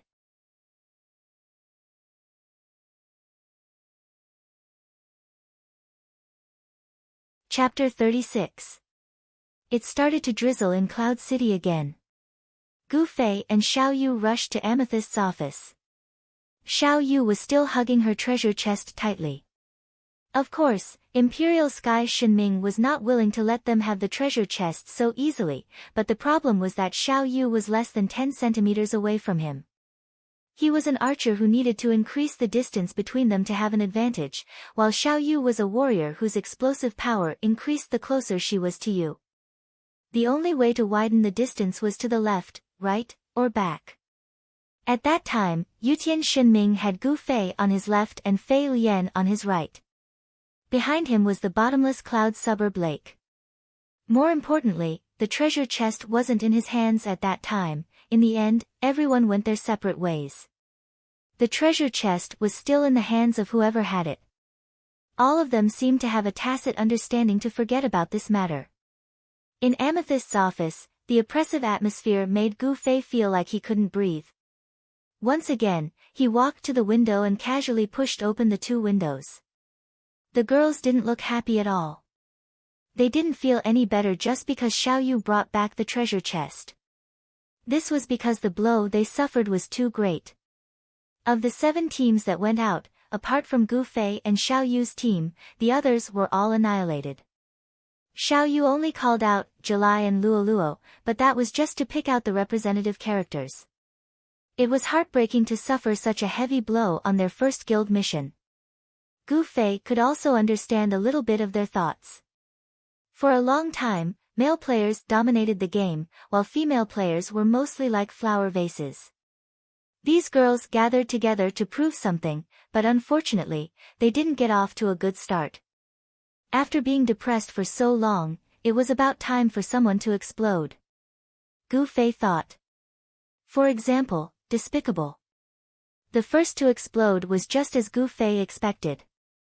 It was the Grand Master of Combat called Fiercely. He got up and kicked a chair away, slammed the table, and started cursing, "If you're so good, come at me with real weapons. What's the point of sneaking up on me?" After cursing for almost 10 minutes, Gu Fei had a rough idea of what was going on. This girl was killed by a thief who had sneaked up behind her and stabbed her in the back.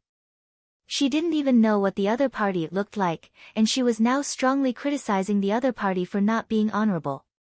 In this regard, Gu Fei, who had just carried out a sneak attack, could only snort in disdain. He also preferred to fight face-to-face, but he didn't despise sneak attacks like Fiercely did. He even felt that sneak attacks were a higher level of knowledge. Not only did he have to study the opponent's mentality, but he also had to grasp the timing of the attack, and at the same time, he had to make a fatal strike. Compared to defeating the opponent face-to-face, launching a sneak attack to deal a fatal blow required more skill. Fiercely's outburst stirred up the emotions of the girls, and a lively discussion began.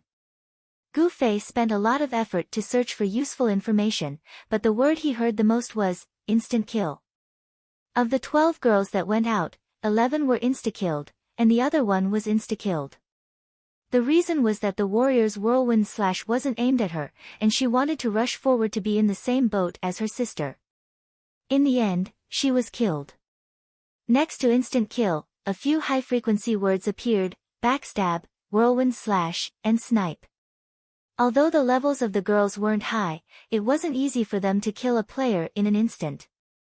Combined with the Yutian Shinming that he and Little Rain had encountered, 3 names appeared in Gu Fei's mind corresponding to these 3 high-frequency words: Sword Demon, Unscathed in Battle, Yutian Shinming. Yutian Shinming could easily insta-kill normal characters, so Sword Demon and Unscathed in Battle could only be stronger than him.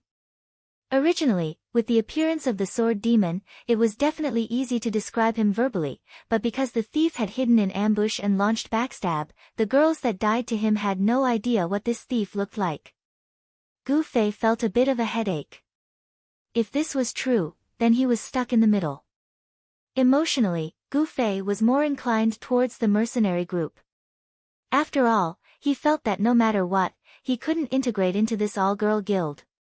If it wasn't for the minimum number of people, Gu Fei would have left a long time ago. However, from a logical point of view, it wasn't clear who was right and who was wrong in this matter. It was completely the system's quest design that threw both sides on opposite sides. It seemed that the system should have issued two quests at the same time. On one hand, it required the guild to snatch back the treasure chest, and on the other hand, it issued a quest to protect the treasure chest. And Gu Fei had hit the jackpot. The two sides that received this quest just happened to be the two teams that he was mingling with. However, right now it was just a guess. Whether it was them or not, he still had to find out. Saying this, Gu Fei suddenly stood up. I remembered something, I'll be leaving for a bit. G. The girls continued to discuss. No one paid attention to Gu Fei, and no one heard him speak. Gu Fei laughed self-deprecatingly, turned around and walked out. Where are you going? Someone suddenly asked. Gu Fei turned around and saw that it was Little Rain calling him. His heart warmed. As expected of someone who had just gone through life and death with him. This girl might be stupid, but she's still a brother. She still remembers me. After thinking about it, he smiled faintly and said, I remembered something, I'll be leaving for a bit. After saying that, he pulled the door open and left the guild. Only then did the girls notice that Gu Fei had left. Only then did they remember that Gu Fei and Little Rain actually came back with a chest. They quickly surrounded Little Rain and asked all sorts of questions. After leaving the guild, Gu Fei opened his friends list and saw that the 5 guys from the mercenary group were all there. Gu Fei remembered that since the day he met Sword Demon, he had never seen Sword Demon not online. An expert was an expert. Naturally, among the 5 people, Gu Fei was relatively familiar with Sword Demon. If he wanted to understand the situation, he naturally looked for him. Where? Gu Fei sent a message. Little Ray Bar. Sword Demon replied. Little Ray Bar was not far from here. It was just 2 streets away. Gu Fei quickly rushed over there. After entering the door and greeting Little Ray, he went straight into the private room that they were used to. When he opened the curtain, he was immediately startled. Not only was Sword Demon there, but Han family young master and Brother Yu were also there. Qianli is here. Brother Yu and Gu Fei greeted. What a rare guest. Come and sit. Han family young master was still the first to speak. Gu Fei smiled and didn't say anything. Sword Demon moved to the side and made room for him, indicating for him to sit. Where are Wushang and Yutian? Gu Fei asked. Who knows, probably leveling. Sword Demon said. You bunch of leveling maniacs, you don't know how to enjoy life. You have to know that we play games to sublimate our lives. Our empty and lonely spirits will be perfectly restored here. This is the enjoyment of beauty. Han family young master said. Did he drink too much? Gu Fei asked Sword Demon. Sword Demon lowered his head and rubbed his temples. No, he's just like that. Gu Fei looked at Sword Demon sympathetically and continued to ask the 3, are there any quests today? Han family young master held his wine glass and smiled, normal quests are not worth our time. What normal quests? Gu Fei immediately asked. Go to the mercenary building and see for yourself. Han family young master said. You didn't take any quests. Didn't I say that they are not worth our time? Han family young master said impatiently. Gu Fei was in a daze. If that's the case, then it wasn't a mercenary group that attacked Amethyst. Gu Fei let out a long sigh of relief. It was great that he didn't have to be stuck in the middle. As for who the attacker was, Gu Fei was indifferent to it. It was an online game. All they did was fight and kill all day long. Moreover, this was a system setting that forced the two parties together. There was no enmity or grudge between them. In the end, it was just that Amethyst wasn't as skilled and failed the quest, while the other party succeeded. If these girls still wanted to take revenge, then that was a matter for later. There was no need to think about it for now. Moreover, whether or not they would bring him to play was still a problem. Gu Fei relaxed and lifted the curtain, shouting outside, "Little Ray, bring me a glass of wine."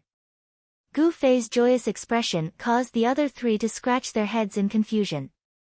Han family young master said unhappily, "You look like you're happy that you didn't get a quest." "No, it's not because of that," Gu Fei quickly said. "Then what's the matter?" Han family young master said, "You're acting a little weird today." "How so?" Gu Fei asked. "You don't look like you don't come without a reason." Han family young master said. "No way." Gu Fei quickly said, "I'm just here to sit with everyone." Gu Fei did not want to tell the truth, because it meant that he would have to tell them that he had joined the Amethyst Rebirth. Gu Fei wasn't a fireball. Mingling with a group of girls wasn't a good thing for him. It was something that was hard to talk about. "What are you sitting for?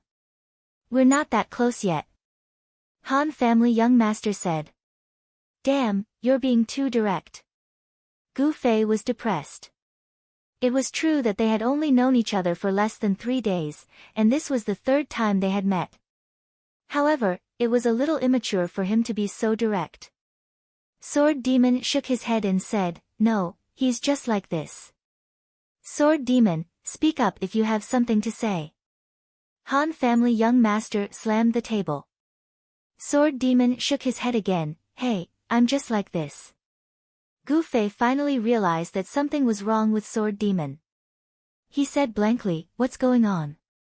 "Brother, you smiled bitterly, can't you see? They're both drunk." "Damn."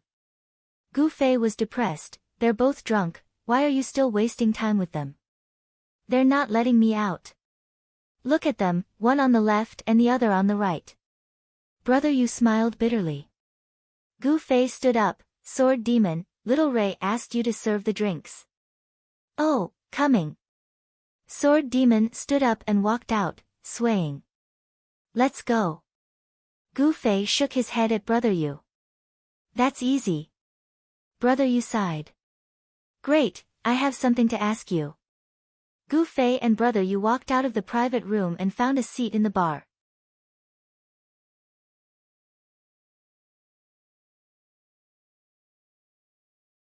Chapter 37.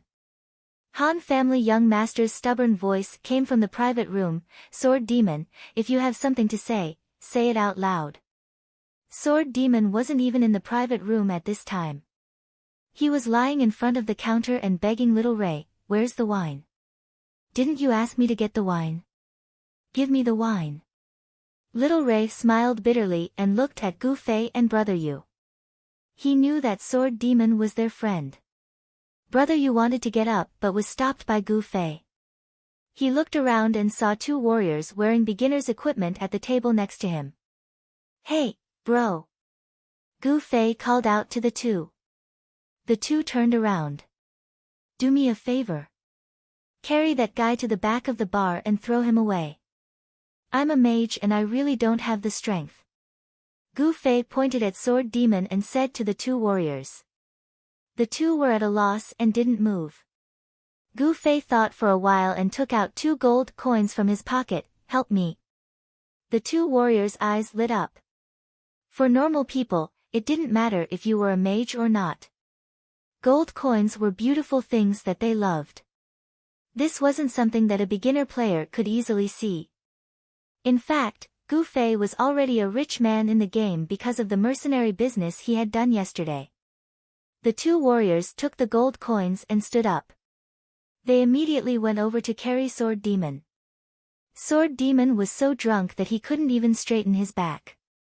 He didn't have the slightest ability to resist and was quickly carried out of the bar by the two. After a while, the two returned and looked at Gu Fei excitedly. "Brother, is there anyone else you want to throw out?" "No, no, thank you," Gu Fei said to the two. "Is this okay?" Brother, you looked a little worried. "It's okay, don't worry," Gu Fei said. At this time, the song of the Han family young master came from the private room. Gu Fei immediately had the impulse to call the two little warriors back. "He looks like a cultured person. He speaks like he's reciting a poem." "Why?" Gu Fei mumbled. "Looks like you don't know." Brother, you laughed. "Han family young master. This is his new name in the game. In the previous game, his name was Drunkard." "Is that Sword Demon called Smoker?" Gu Fei said. "I think so, before the infernal realm." Brother, you nodded seriously. "That's true." Gu Fei was completely convinced. "Then why did you change the name?" "About that. I heard that it's because the inseparable smoker and drunkard duo is always used by fujoshis as a joke. That's why the sword ghoul refuses to call himself Smoker when he plays Infernal Realm. In this parallel world, Gongzi simply changed the name." Brother, you explained. "Oh." Gu Fei responded with a long sigh. In the end, he asked, "What are fujoshis?" It's a strange creature." Brother, you said. Gu Fei seemed to have a complicated expression. He didn't ask any more. He waved his hand at Little Ray. "Little Ray, give me 2 cups of the most expensive wine. There's no need to spend so much money, right?" Brother Yu was shocked. As an intelligence expert, he was very clear about the price of the most expensive wine. It's fine, it's fine." Gu Fei waved his hand. When the wine was brought over, he asked for the price. Gu Fei sucked in a breath of cold air. "It's really expensive." "Put it on the Han family young master's tab." "Ah." Little Ray was stunned. "Isn't he still here?" "Put all of our table on his tab," Gu Fei said. "Oh." Little Ray didn't say much. He wasn't afraid of not receiving the money. This kind of behavior of taking something without paying was considered fraud. One could complain to the system. In order to protect this very realistic business system, the system took very good measures in this aspect. In front of the system god, even the strongest player was just a paper tiger. "You're too bad." Brother Yu looked at Gu Fei and said, "You're really good at hiding your true colors. Drink. It's a rare opportunity." Gu Fei held the cup. Brother Yu took a sip and clicked his tongue in wonder. "It's really different. It's worth it." "Yes. Especially since I don't have to pay for it." Gu Fei picked up the cup and drank it in one gulp. Little Ray, another cup. "Brother Yu, by the way, didn't you say you had something to ask me?" Brother Yu asked when he saw that Gu Fei had already picked up the second cup. He was worried that Gu Fei would soon be drunk if this continued. "Yes, there is." Gu Fei put down his glass. "In this game, would there be such a mission? It would be given to 2 people to accept it, and then both parties would stand on opposite sides, such as..." Gu Fei was afraid that his explanation was not clear enough, so he wanted to give another example. Unexpectedly, Brother Yu had already nodded. "That's right, it would be like that, and this is a major feature of the parallel world. Generally speaking, guild quests that involve many people have a higher chance of receiving a 2-way quest. The chances of receiving a solo quest is lower. The content of a 2-way quest is mostly about stealing and protecting." Brother Yu's information was quite accurate. The situation of the Reborn Amethyst's quest was clear at a glance. But Gu Fei still had some doubts in his mind. He immediately told Brother Yu about the Reborn Amethyst situation. Brother Yu laughed when he heard that. "They got it wrong. The quest information they gathered from the forum was to look for the treasure chest, while the quest they received was to retrieve the treasure chest. The two quests sound similar, but the content is different. For a quest like retrieving the treasure chest, of course, no one would write a strategy because the opponent is different every time. There's no fixed strategy to follow. That makes sense. Gu Fei listened and nodded. He raised his head and downed another cup. Little Ray, drink.